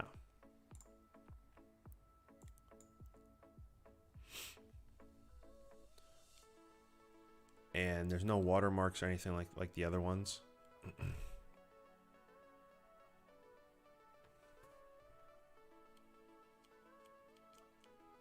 Oh, I appreciate that. I'm okay. There are people that do significantly more complex stuff than I do.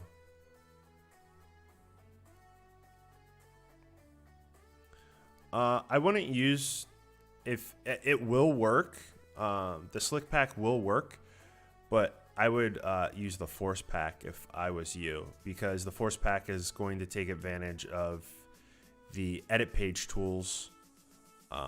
And the slick pack was made during 15, which didn't have those tools available. It was the force pack was made during 16, and 17 also incorporates those same tools. Obviously, you know, from now on they all will, but they enable you to add the transitions onto the timeline a lot easier. Unless you're doing stuff specifically just in Fusion, then you could use the other pack. But yeah, if you're using 17, then I would take a look at the other one. Maybe I need to make something on my website. Like some of the tools that I have are for older, where they were built for older versions, and there's newer versions that are a bit better. But I can't move the old ones because some people are unable to upgrade for different reasons, but yeah.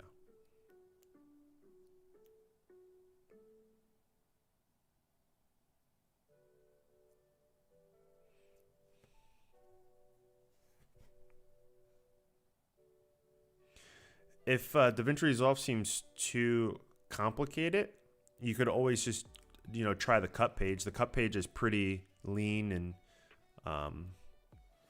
it has what you need to, you know, to put together a video, and all the extra stuff isn't really on that page. That's been very helpful for people that are just getting in and they don't want to get overwhelmed with all the tools that the other pages have. All right, so we just got done rendering. Now I need to make a thumbnail.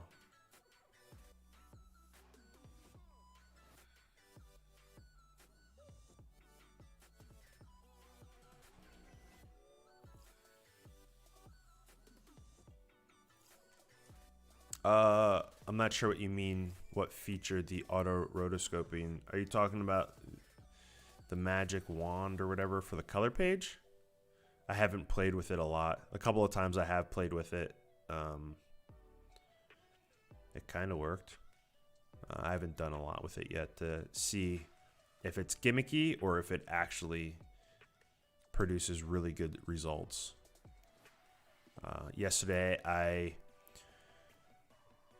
was using it on a guy that was boxing, but he was boxing and obviously, you know, hitting the other guy.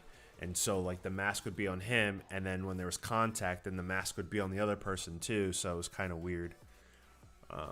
And then earlier I tried it on my shirt, or on me while I was sitting here, but the chair being black and my shoulder being black and not being lit that well, it kind of connected my shoulder with the chair.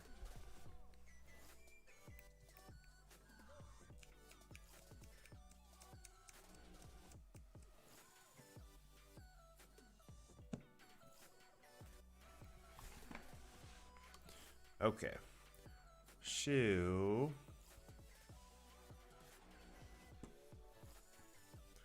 I make something cool? Let's go over. Hold on. So, come over here. Make a fusion comp. And let's just throw this on another timeline as well.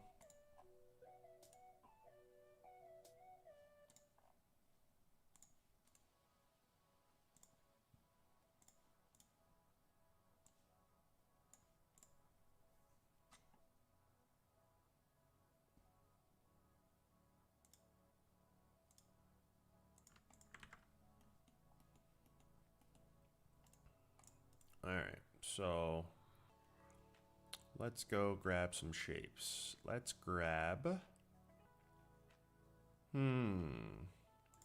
rectangle.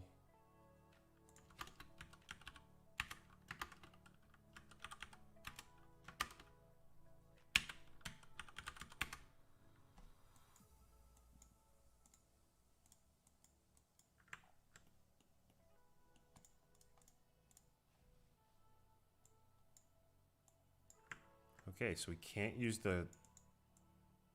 Wait, that's interesting. I can't grab the sides like a mask, so I have to use these. I didn't really talk about that. That's kind of lame. Full width, and we will bring it up to the top. I don't like these freaking controls they give you.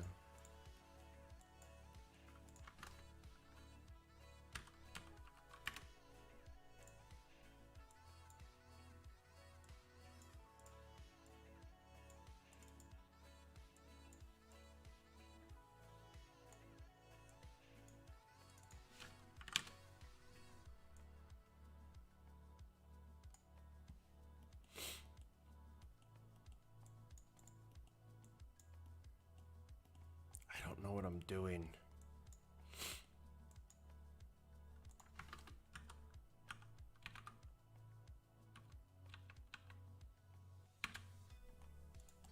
Forget what all the tools were.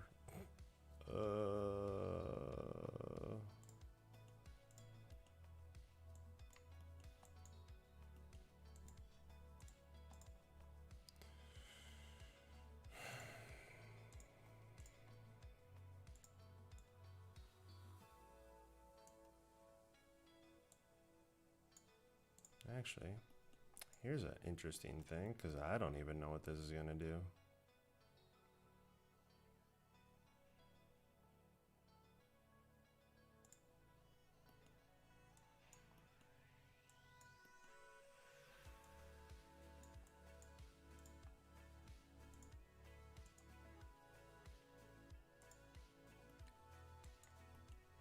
Interesting.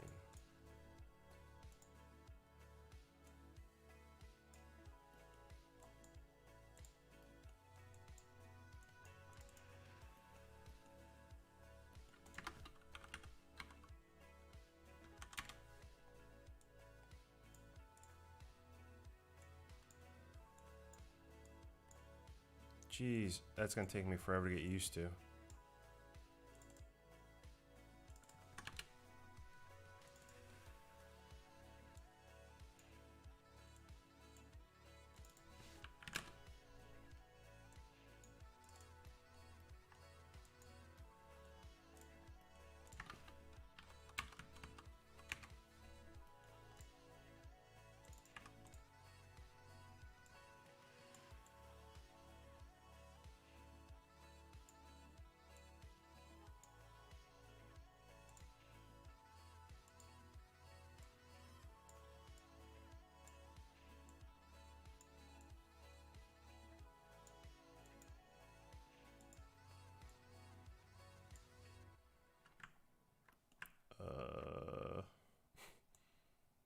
If I knew what I was doing, I'd tell you, but I don't. Do I look like I know what I'm doing?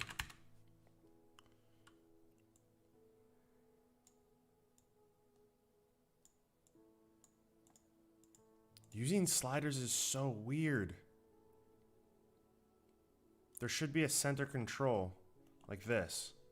So if I came out of here, this is going to look really weird, but you'll get the point. So you can come in here and you can make two, right? Make two. And then you have a little tool, well, once you're actually viewing it, you have a tool that you can move around, right? I have to use these freaking stupid little sliders.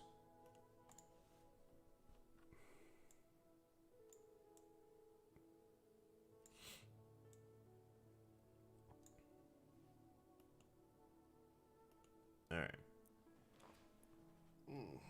Actually, you know what? I'll go in.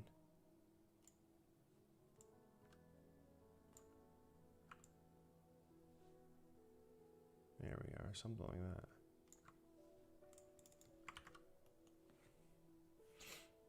And then out of here, we can grab this, drop this. Actually,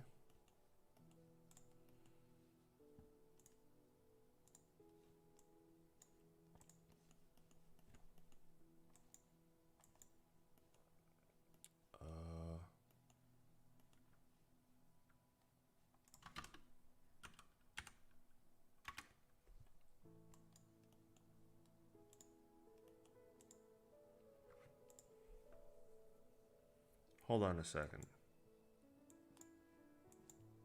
I think I just found something. Oh man, now it's not playing. Okay, it is now. And now it's actually doing it correctly. Just a second ago, whatever that I was looking at was not correct. Curious, if I disconnect it and connect it back up. Oh, no, it's working.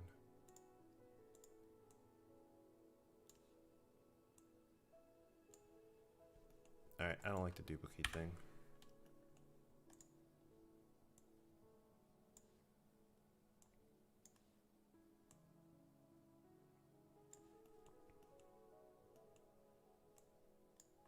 I don't like this either.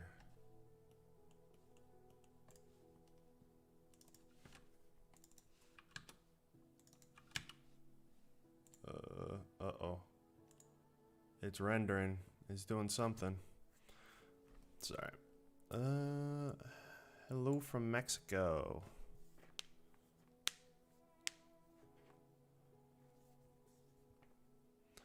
One question, can I save a project separately inside of a folder of a video so I can use it? Yes, you can save it. What I would actually do is, if you do a project archive, it'll take whatever your footage is, it'll take the project file and any other little file that is connected to that project, and it'll bundle it all in one folder for you. To get project archives, you just open up your project manager, you right click, and then you go export project archive. That'll take all of your media. Or if you just want the project file, which are super small, you could just go export project, and then you could import the project as well.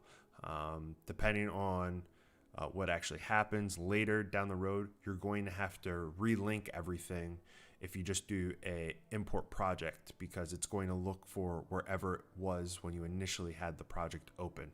If you do a project archive, it'll bring everything with it. And then when you restore the project archive, it'll have all the connections, because in that folder has all the media.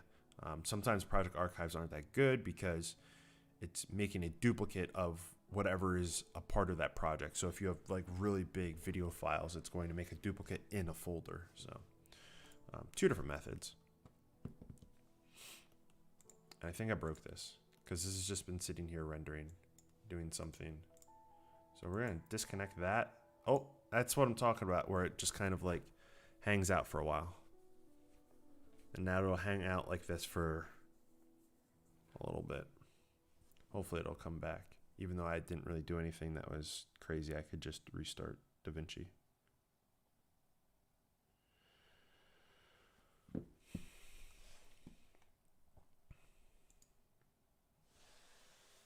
Hello, hello. India and Mars, you guys, man, you guys are from everywhere. If only that was true.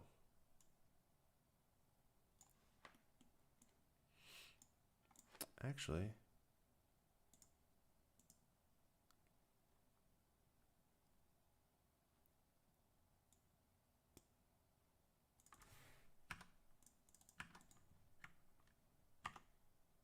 oh, I probably shouldn't have done that.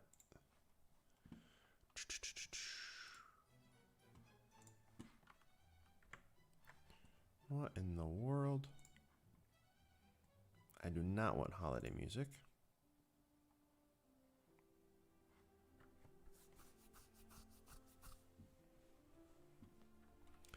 What does the new DaVinci update have? It has a lot of things. What is here? Let me ask you this question. What do you primarily use in DaVinci? Like, which of the pages do you use?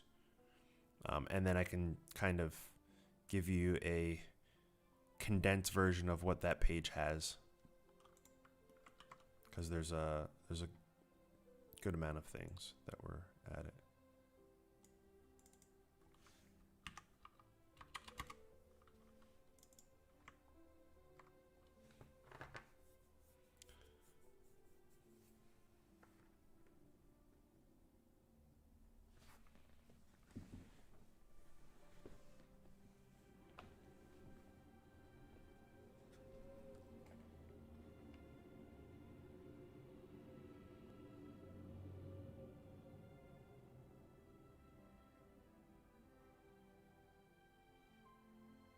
You mostly use Fusion. So these nodes right here, I don't know if you can read this. You should be able to. It says S. So there's a whole new set of tools. They're called shape tools. They're all vectors. And so you can take a whole bunch of complex vectors and push them through one renderer, which then outputs one set of pixels, right? Pixel like images, because that's what we actually cache. So that is big because you can make really complex stuff with little overhead when it comes to caching. We have that.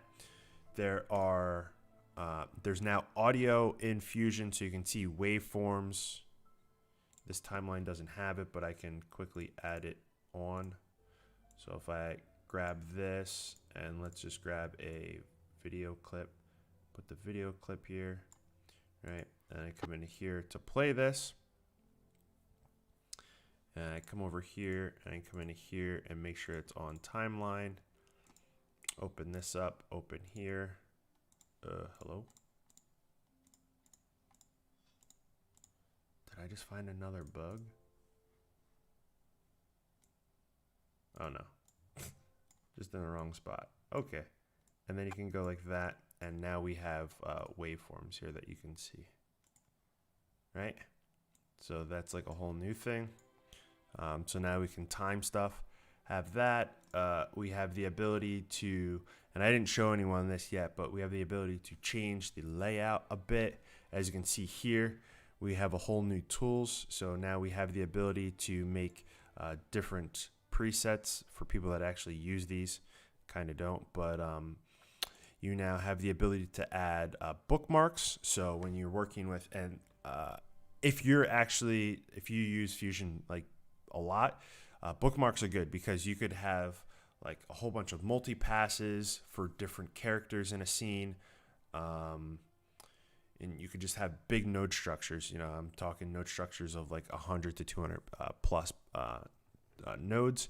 You can make bookmarks for different areas, and then you can easily, you don't have to like scroll around to try to find it. You can click and quickly find it. What else is there? The render engine for Fusion is quicker, and that was a big part of that is for the edit page.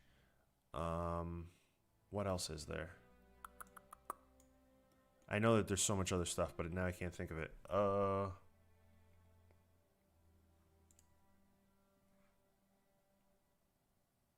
Yeah.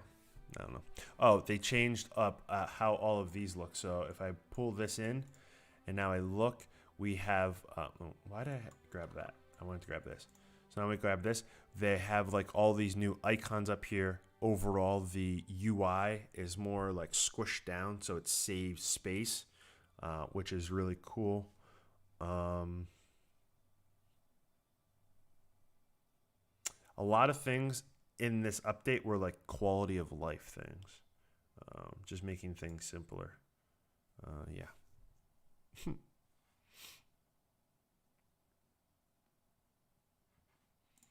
They have like these this whole new like look. Is it really needed? I don't know. Oh, and then they have if you come in, they have a whole new modifier. It's called the animation curve modifier, and it has a whole new set of tools that are associated with building stuff for the edit page, or that are responsive to stuff, that actions that happen on the edit page. It's probably the best way to put that.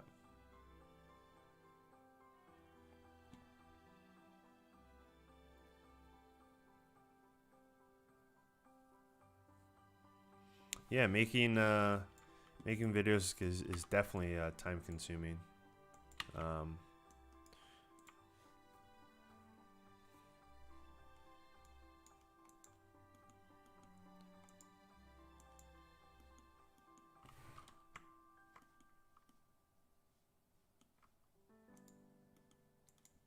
Wait, I'm so very confused. What is going on right now?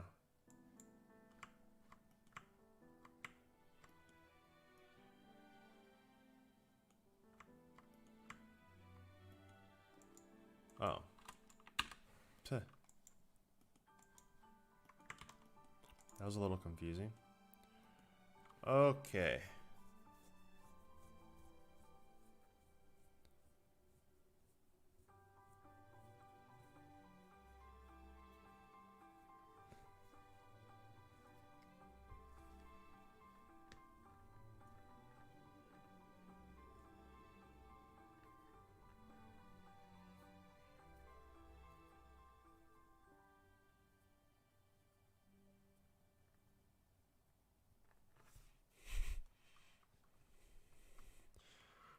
14% somewhere else.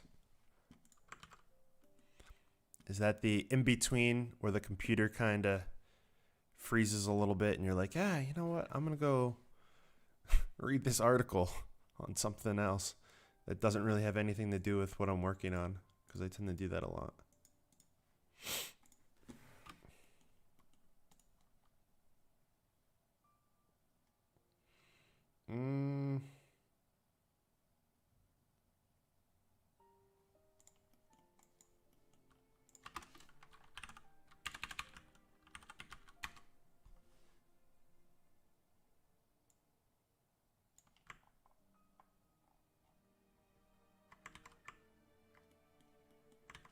He's fucking eating.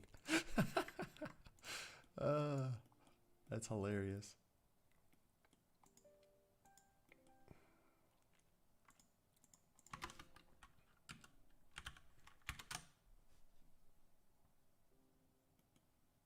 Hello.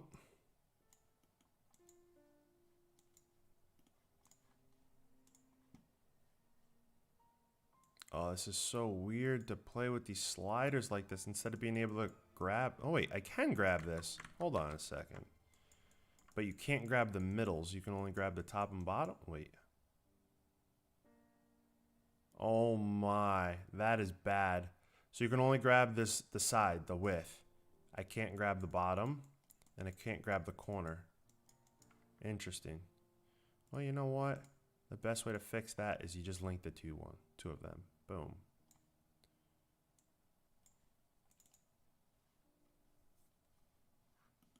And I don't like that they're offset a little bit, so I'll come over here, come into here, and go like this.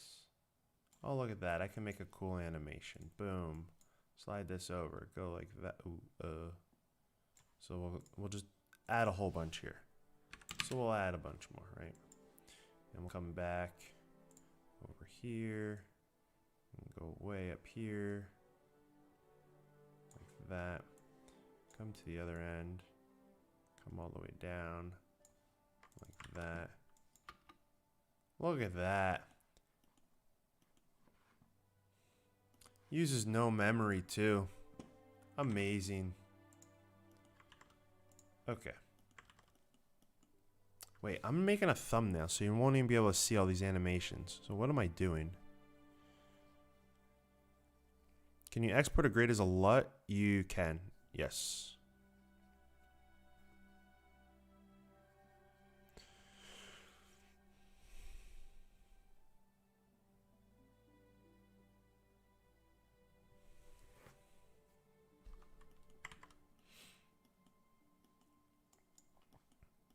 Okay, so the other thing that I guess I'll do, I don't want that, but we can do another,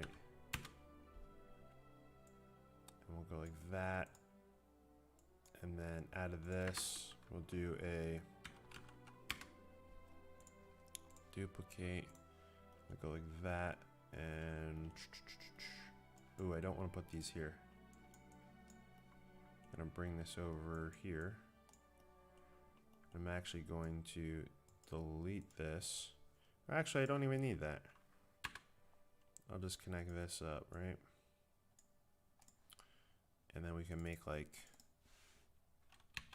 5 copies. And we'll go make it bigger. Ooh, that almost looks kind of cool. Oh, not like that.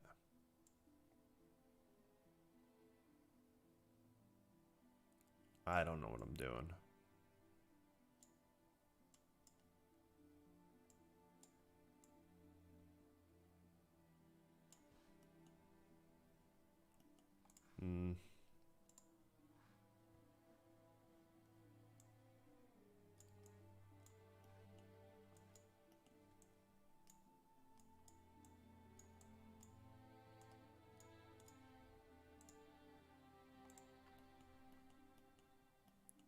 Oh, and you know what?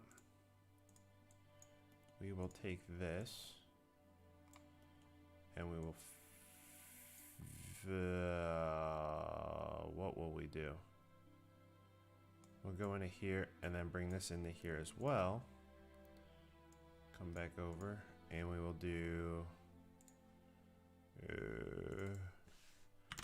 90. And then we'll do another, and oh, not a duplicate. And we'll go like 45. Oh my gosh, my eyes. And then I don't know what I'm making.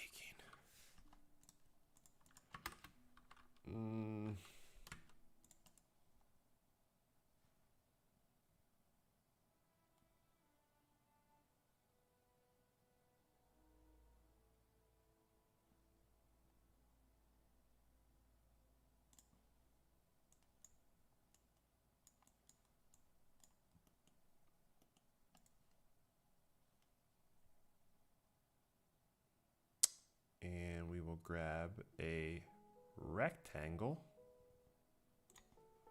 connect the rectangle in, subtract. Oh man, I went to go grab it again and you can't grab it. It's lame. Okay, we'll go full width, but bring it down like that. And that's where I'll put the title, right?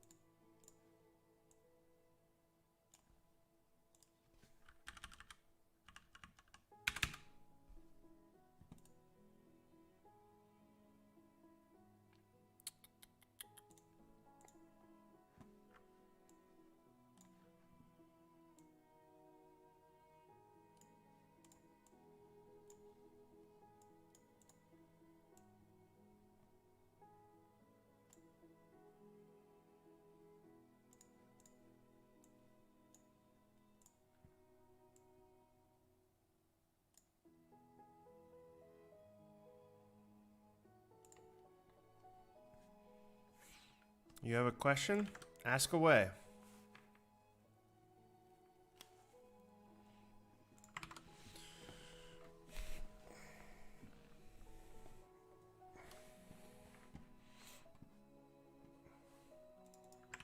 I have no idea how much VRAM I have. I don't know what that my graphics card has. I built this system a little while ago, a couple of years now.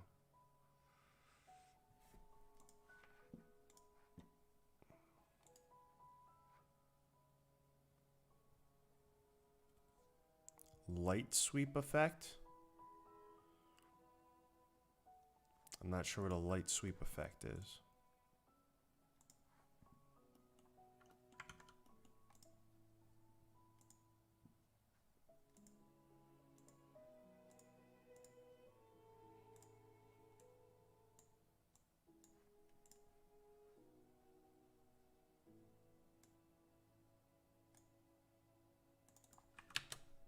Oops.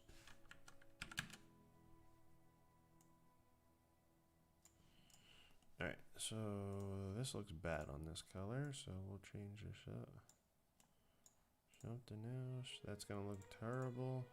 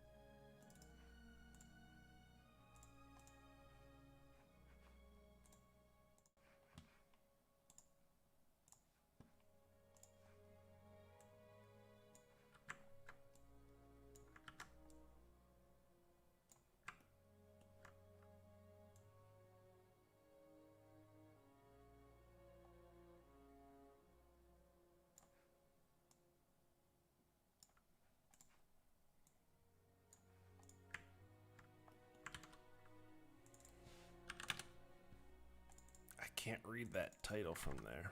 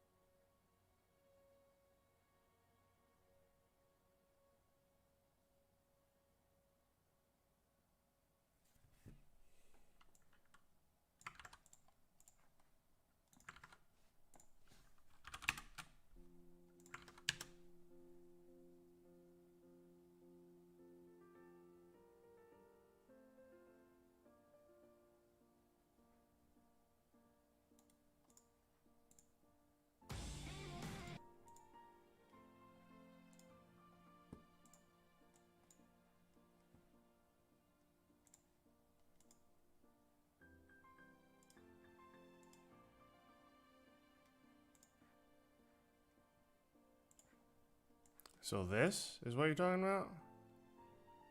All it looks like he's doing is just lighting up, right? I can't really read what he's doing, but...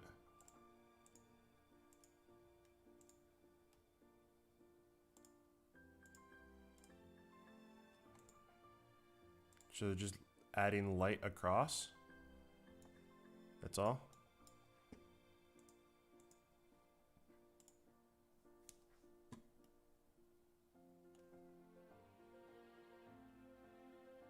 Yeah.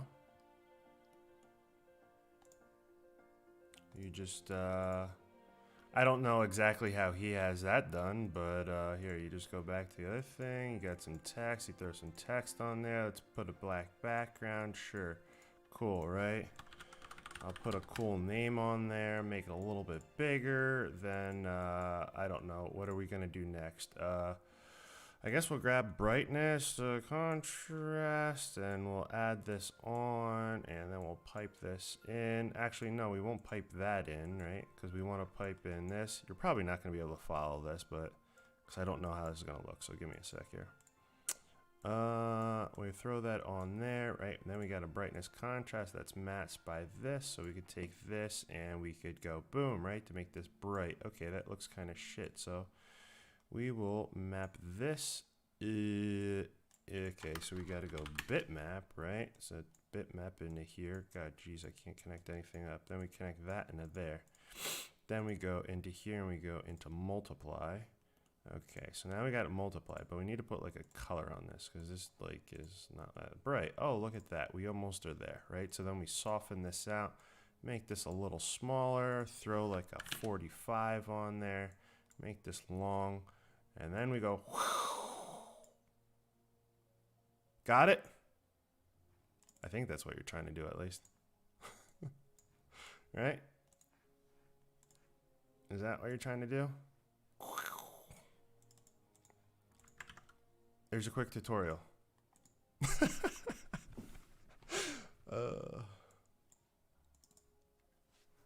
All right, so now because the whole stream has the NVR thing, you can just go back and kind of rewatch what I just did there.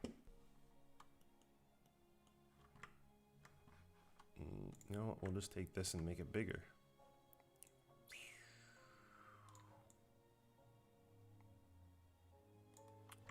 Something like that.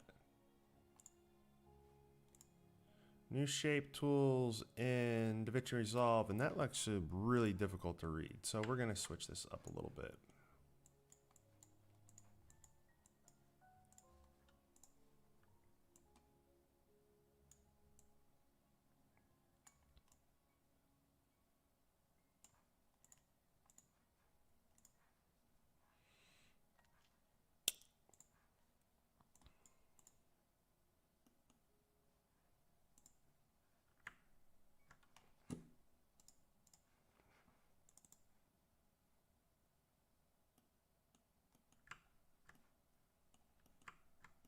You know what I'm going to do also?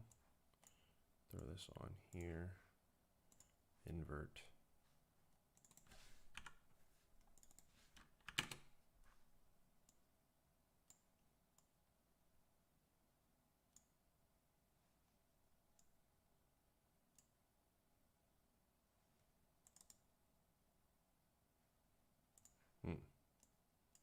What happened to my music? Dry strings. Probably don't want to listen to that.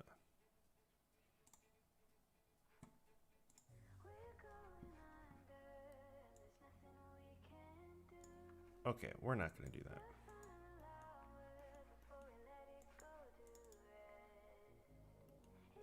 Looks good enough. We're just going to print screen on that.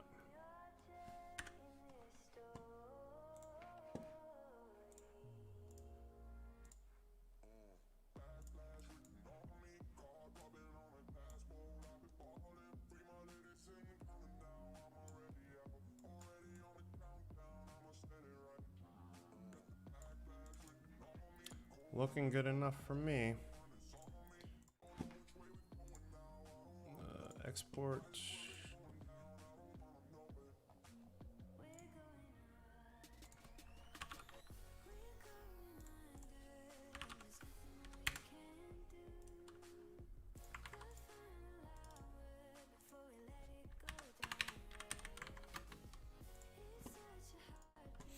Alrighty.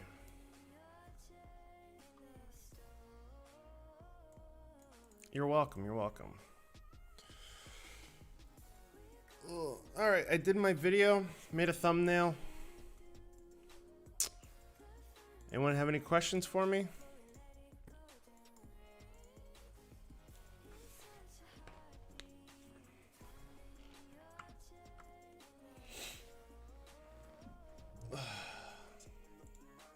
I'm super excited to start playing with these a bit more.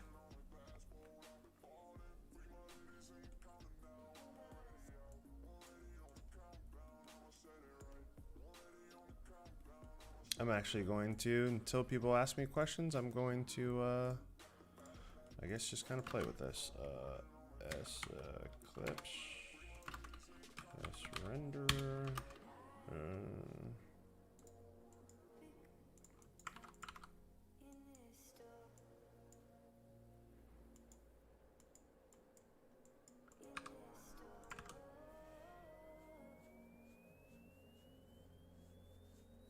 A swinging text effect?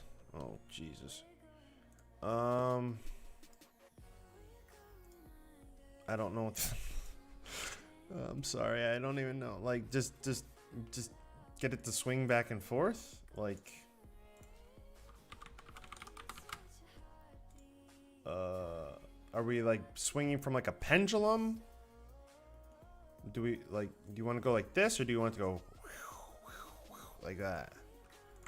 So if you want to do that, you have to do an offset. So the easiest way to do that with an offset, we're going to keep it centered like that. Then we'll throw in if I could type, a transform. The transform has the ability, well, one, you could, you know, if I'm actually viewing it, you could go like that. But you could also play around with an offset if we could actually see it. Hello?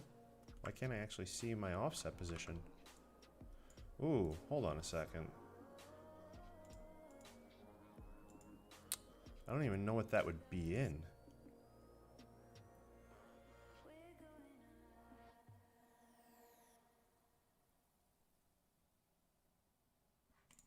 Hold on a second. There's something that's not showing here because I don't see. Oh, there we are. There's the offset. Okay. So... can it swing?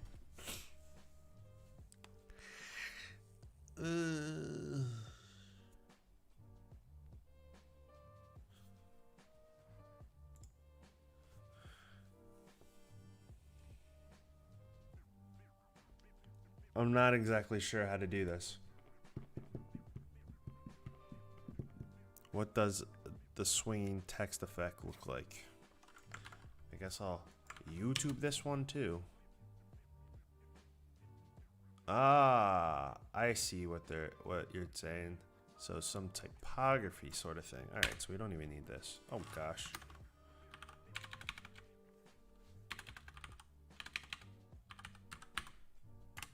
Oh, definitely didn't want that. I want the text plus node. Okay. So what you would want to do, they're saying they want to do this, right? And then you could go make it big, right? And then, well, they're doing the whole thing in those videos. So you could come into here into rotation, oops, and do like a this, right? Oh, can you do an offset position on this? Pivot? What does that do?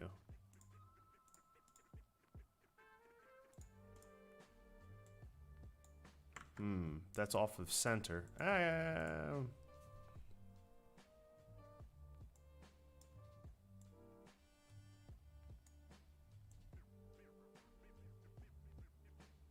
No. So we need this to be anchored to the top. I mean, I could fake it by going like that. And then it would look like it's swinging.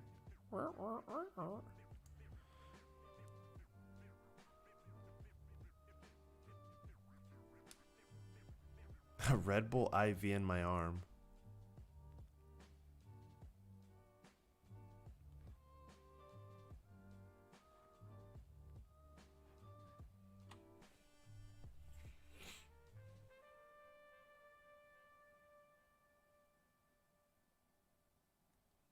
You're welcome. I guess that's what you wanted. I mean, you could go into here too and do a follower. And then do like a 1-frame follower, left to right for each character. And then come into transform and go into rotation. What the heck was I changing me for? Aha.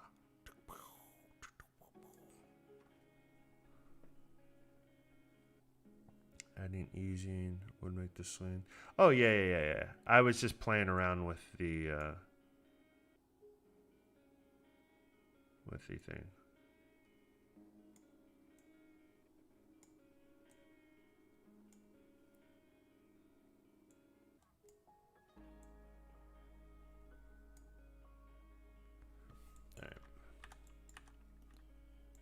Back to what I was doing. So I come in here and make this like a 0.02 and a 0.2. I'm just gonna delete this and paste that one, right? So now we have our 2 circles. And then I could go, you know, 1 over here, 1 over here.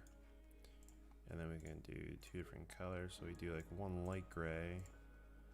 And then we can come in and do like 1 dark gray, right? But we need to put this on a background, right? So we need to be able to see it. And then we could come in here and we could change this to gradient and switch this to like radial gradient, right? And we could do them both practically white. And then we can bring this, come here, put that there, throw that up in the corner. You can barely see it, but there's a little bit of a gradient. And then we take this one and we're going to keyframe that and keyframe that move. Come over on this one, keyframe that move, and keyframe that move, right? And then we'll come over into here. Ooh, geez, I just need to do select it. Show just select it, come in here, go like that, ease those. Then we'll go into ping pong. And now we get this going, right? So you do that. See where I'm going with this? Some people might recognize that. We could do a 1 and a 1. And then we can do a S transform. And we could like move this. Ooh, geez, did I just delete it? S trans. Wait, can I use this and move it? Oh, look at that. Now they're actually showing up and I can do them. Okay. So we do all of that. Then we go into an S duplicate. And we can turn this into like let's do 7. Oh, it's this one that doesn't have it. Okay. So then we're going to, offset this like this way. Something. Okay. So now when we play this, we get this kind of crazy thing going. Oh, that looks horrible. Let's not have it go so far, and maybe over a longer distance. Or yeah. We can do the same thing with this over a longer distance. All right. Something of that nature. And for this, we could actually add in another one that is a little darker. Okay, that's like too dark though.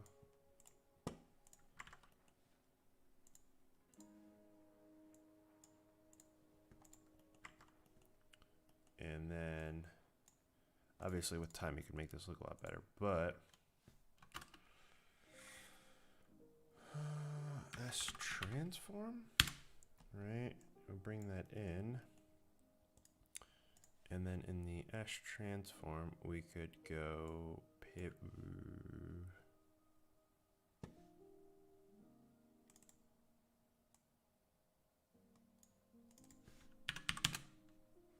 right, and then get this down just a little bit, and then after here, we could do a S merge and connect what we were previously using. So now we got something going like that, right? And then out of here, an S duplicate again. And now we can duplicate this whole thing like 5 times and change the position, something like that. And it's running like practically real time, no issues.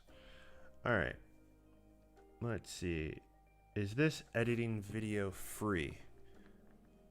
Do you mean like the program? The program you can get for free, yes. You can download it off the website, blackmagic.com or blackmagicdesign.com. You can look up the program name itself, DaVinci Resolve.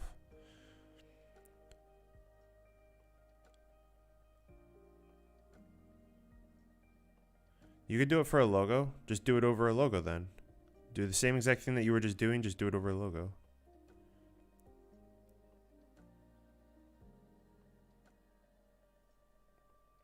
The only thing that you would need to make sure of with your logo is that it has an alpha channel so that you have like the cutaway to work with.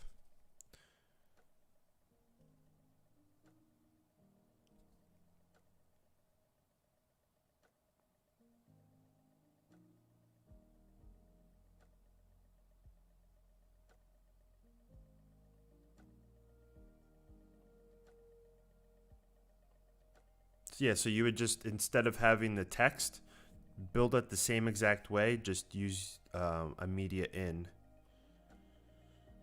Or just drag it into the project, then it'll automatically create a media in.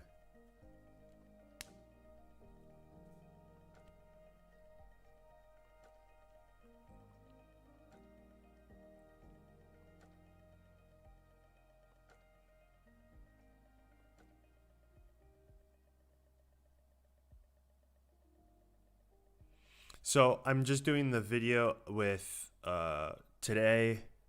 In a couple of hours, it'll be posted, the one I just edited, just about the stuff that I edited today, but probably after, I don't exactly know. I would say probably after, not this week, but after next week, then I'll probably jump into doing more stuff with the vector stuff. I want to try to keep this week and next week specifically on all of the different things that were added to the update.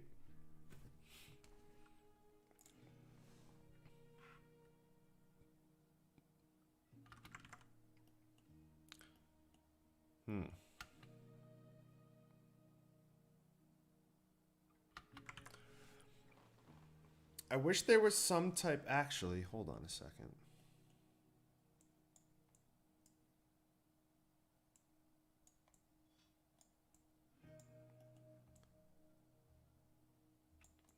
So instead of duplicating this down, what if I just take all of this, copy it, paste it, And instead of duplicating down, so I'll get rid of that. Instead of duplicating down, what if I was to change some like crazy variables and do something like that?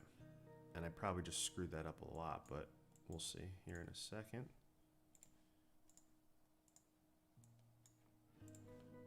All right, and then we just add these two together and take a look at it.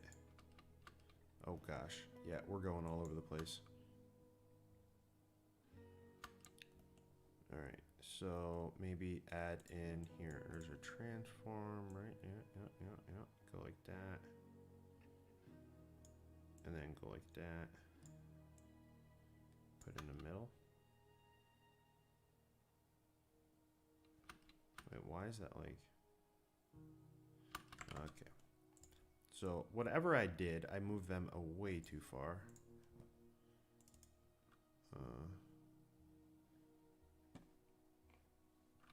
Like how far is that? It's all the way off the screen. How far is that one? That one's all the way off the screen too. Wait a second. I just added a whole bunch of keyframes. That's not what you want to do. In here. There we are. Alright. Thanks. There's so much Resolve stuff to go over that'll keep you busy for a while. Yeah, it definitely will. It definitely will. And all I want to do is just like play around with this stuff. Because there's so many cool things I could do. Because like I could take that and say, okay, I don't really like this one circle, so I want to make it look a little more unique. So I could go like that, and then maybe make the...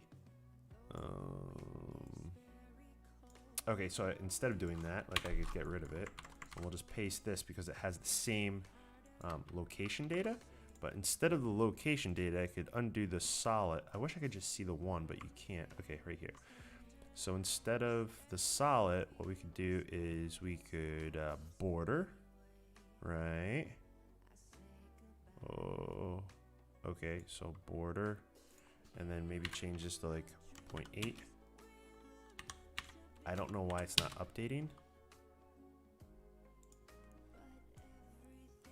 Oh, why did I make it smaller? No, I want to go 1, 1. 1, 1. Okay, maybe like 1, 5.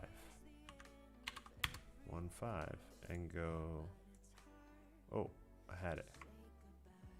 Okay, so we could do that. And then we could length, make it a little dot. And then we could go like that to the end and do like 3.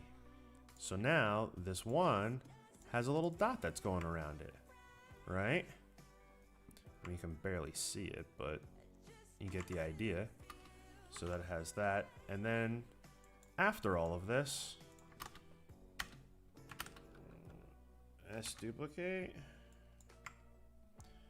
Now we have all that random stuff going on. I mean, we could obviously add a ton more, but we could add like 6 copies and then go like that. And oh, you can barely see it, but it has a little circle going around, and you could kind of do that with all of them little things. I don't know.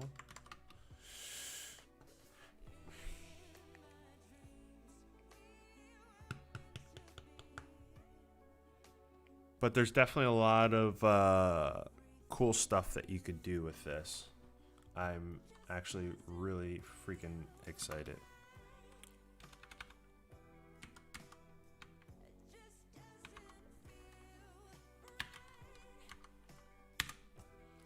Grab it. S-Boolean, go into here, and then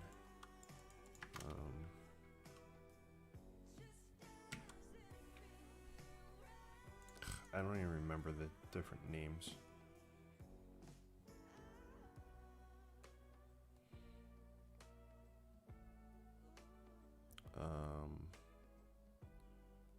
Grab this, go like that, bring this over.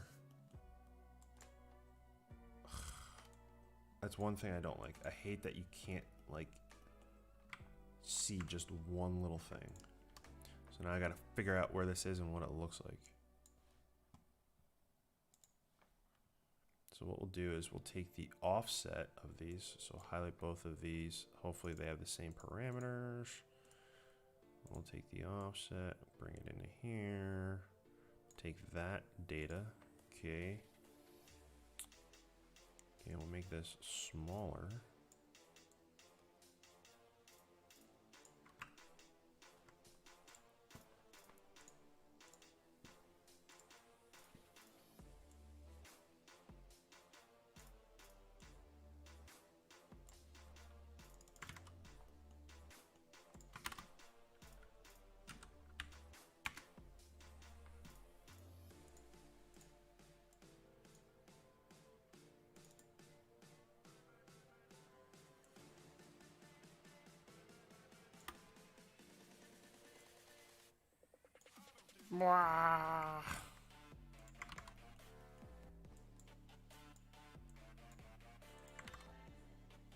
Oh gosh. Yep, that's exactly what I wanted. I was thinking about that all day. It's exactly what I was looking for.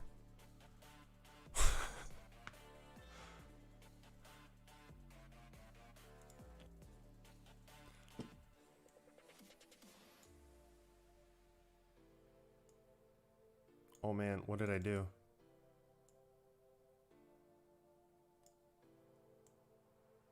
Oh geez.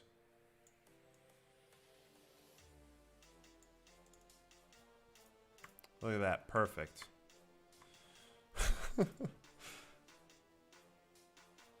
Where am I taking music from? I have information about the music that I use in the description.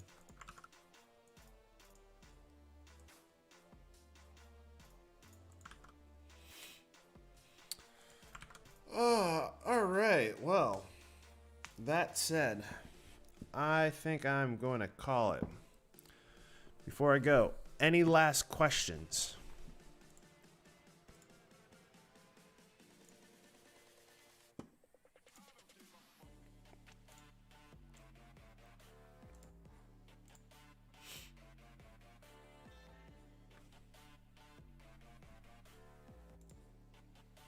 Go for it. Let's hear it. Completely forgot I had a coffee here. It is definitely cold now.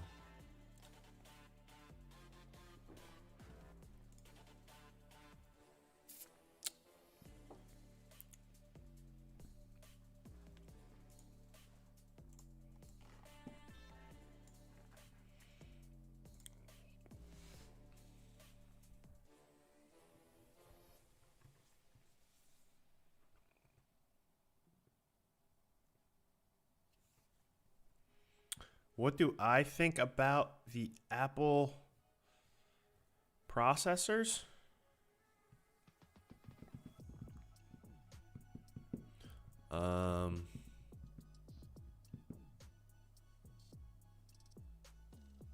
That's what I think about them. I don't know what to think. There was a lot of buzzwords used. One of the big ones is that they were talking about the how it was 5 nanometer. That doesn't mean anything. If you look into processor development, each fabrication facility has a different process. And so saying stuff like that is just buzzwords that make stock prices move. But I would just want to see it like actually in action. I don't really have any real opinion about it currently. Oh, so how do you use it? So I read your question and then I didn't do anything. So let's say, let me just go to something that's like a little cleaner and clear. Okay, so actually not even that. Let's grab a background and a circle or an ellipse. So if you want to, you could do one of two things when you do this action. When you right click, you go into an expression. And this is where you can type in an expression. To use the pick whip, it's just a little plus here, and you just click it and you drag, and then you can grab a value from anywhere else, right? So if I wanted to grab the angle, I could do that. Or because this is an ellipse, I can grab the height, and then when I'm here, what has happened? Oh, because I have 2 in there. When I have the height in there, all it's doing is just writing in the value for you. But now that the expression is equal to height, and the height value is here, they're both going to stay the same. So that's how that would work.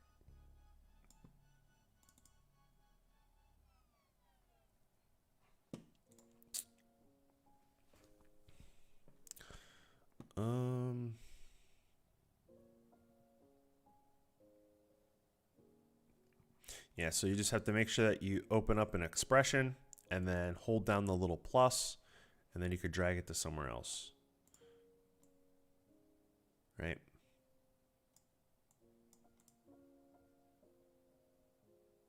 Yep.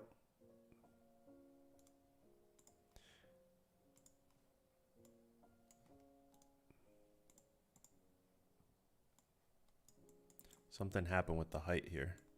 There are little bugs. Like, I don't know what just happened here with the height. It's like frozen. Okay, now it's back. But it's not like updating. Alrighty.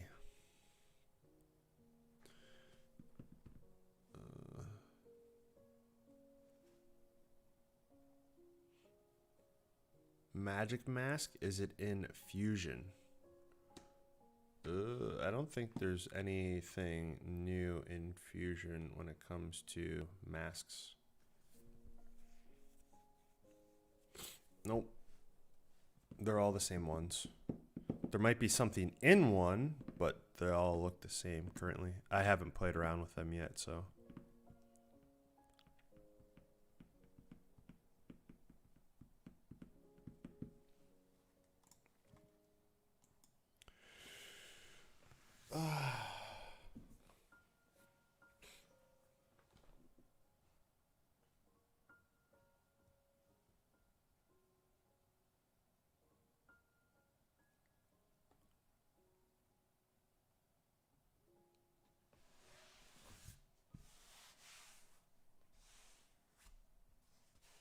Yep, I definitely agree. Yesterday just sold a whole bunch of stock. That's all that did. And got people excited for something.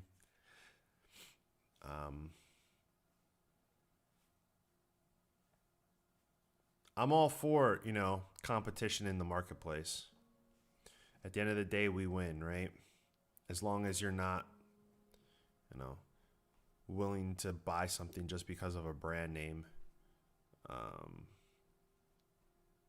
We win if we get to have all of the competition compete against one another instead of just having like a big player.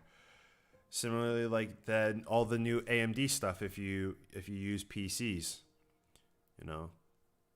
they're kind of sweeping the floor with Intel. So, I mean, overall, Intel is a significantly bigger company and produces a lot more chips than AMD. But currently, the cost of those chips with the performance of those chips, even the ones that are all getting tested, it's pretty crazy right now to see. But then you also have to remember that AMD is significantly smaller, and they don't have the same amount of capital that Intel does, because the vast majority of server equipment is all Intel based. So that's where they'll get a lot of their money for research and development.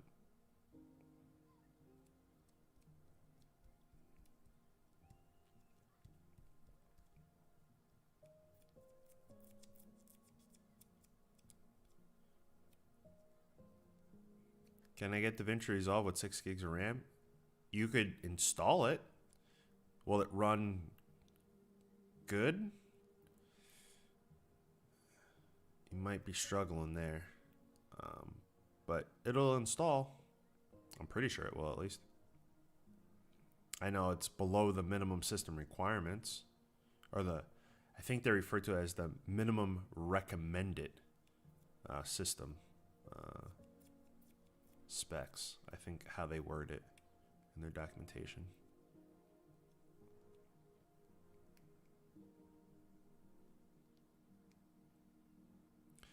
I think Intel, if you're talking Intel AMD, I mean, I'm an outsider. I truly don't know, but I think Intel has a lot of people on payroll that don't do enough, as where Intel or AMD, everyone there is super hungry.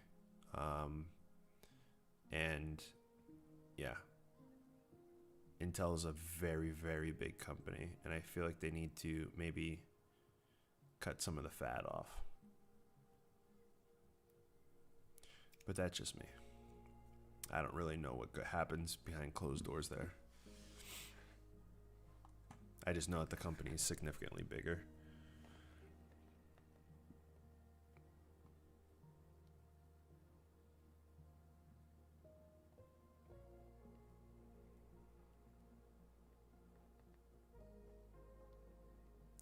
You want to bind from a... Okay, so what you would do is if I came into here and let's say I added a modifier in here. I don't even know what to use. Okay, so let's add a modifier in here, right? And this is just going to be a random number, right? So we're just grabbing this random number. You could come into here and you could go publish, and now it's going to publish that, right? And now anything else can pick up that number. So I could come over, let's say, into the background, and then I could come into here and I could go connect and that perturb, and then the value, I don't know what the heck this actually was. What did I connect it up to? Speed. Okay. So then I'd be able to come into here, connect with, and speed. And now that, where is it? This speed here, if I was to change this, so let's come over, since it's published, it's up here now, and I change it a little bit. If I come into my color now, over the course of this, we're going to see that value change, right? So that's how you would go about doing that. Obviously, because I'm piping it into a color can only have a maximum of a 1, so that's why it's just staying red. But yeah, that's how you would do that.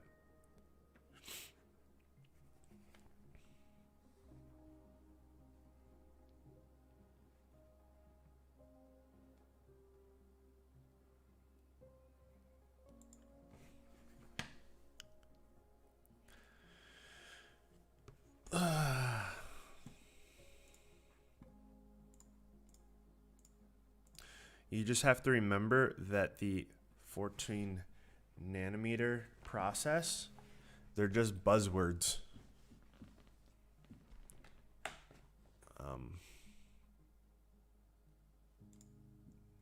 If you look into what the difference between all the different sizes, there is a significant difference if it stays within one fab.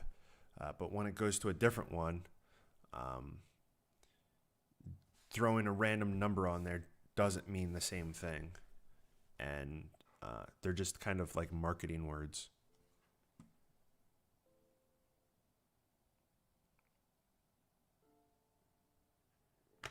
Yeah, using 8 is a struggle. So what was the other gentleman saying that he was using? Was it a 6? Yeah. Yeah, it's it'll run. It's going to be a struggle depending on the stuff you are actually doing in the software. Maybe just simple edits. The other thing you can do if you have an older system, and I kind of tell people about this. Now, you're going to not have all the bells and whistles and the cool stuff, but you will have a piece of software that you can edit with, right? Is if you come over to the website, click on support, click on DaVinci Resolve, come down here to latest downloads, you could come back into like older years and get older versions of DaVinci Resolve, right?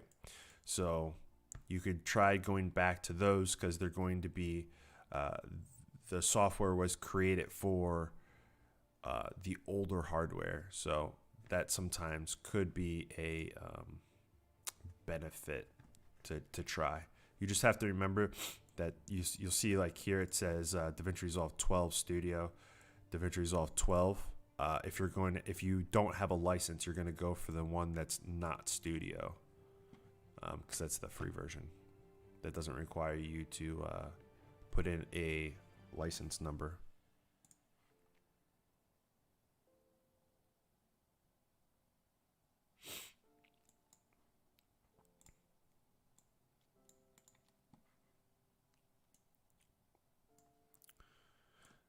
Intel definitely has their back against the wall now, because they're losing a big, well, they're not losing forever, but they are losing a larger customer, being Apple, over the coming years. Like I said, years. It's not going to just be this one release, because a lot of their other systems still use Intel stuff. But yeah, it's going to be interesting. And it's going to be interesting to see what route they take. Are they still going to try to do the, maximum core speed, or are they just going to go into, are they going to reach, should I say, are they going to try to retry the server space and have instruction sets that aren't going to turn into these big news stories like they recently had? But I guess that's kind of like not really that big of a thing. I wonder if that like really hurt their bottom line. All the predictive code. But yeah. Probably like 2 people actually know what we're talking about in this stream. But I think I'm gonna go on that one. You're very welcome, Alex. I'm gonna go. I'm gonna upload that video, and it should be out 8 a.m. Eastern Standard. But yeah, thanks for watching, guys. And I'll talk to you guys in the next one. Stay safe. See ya.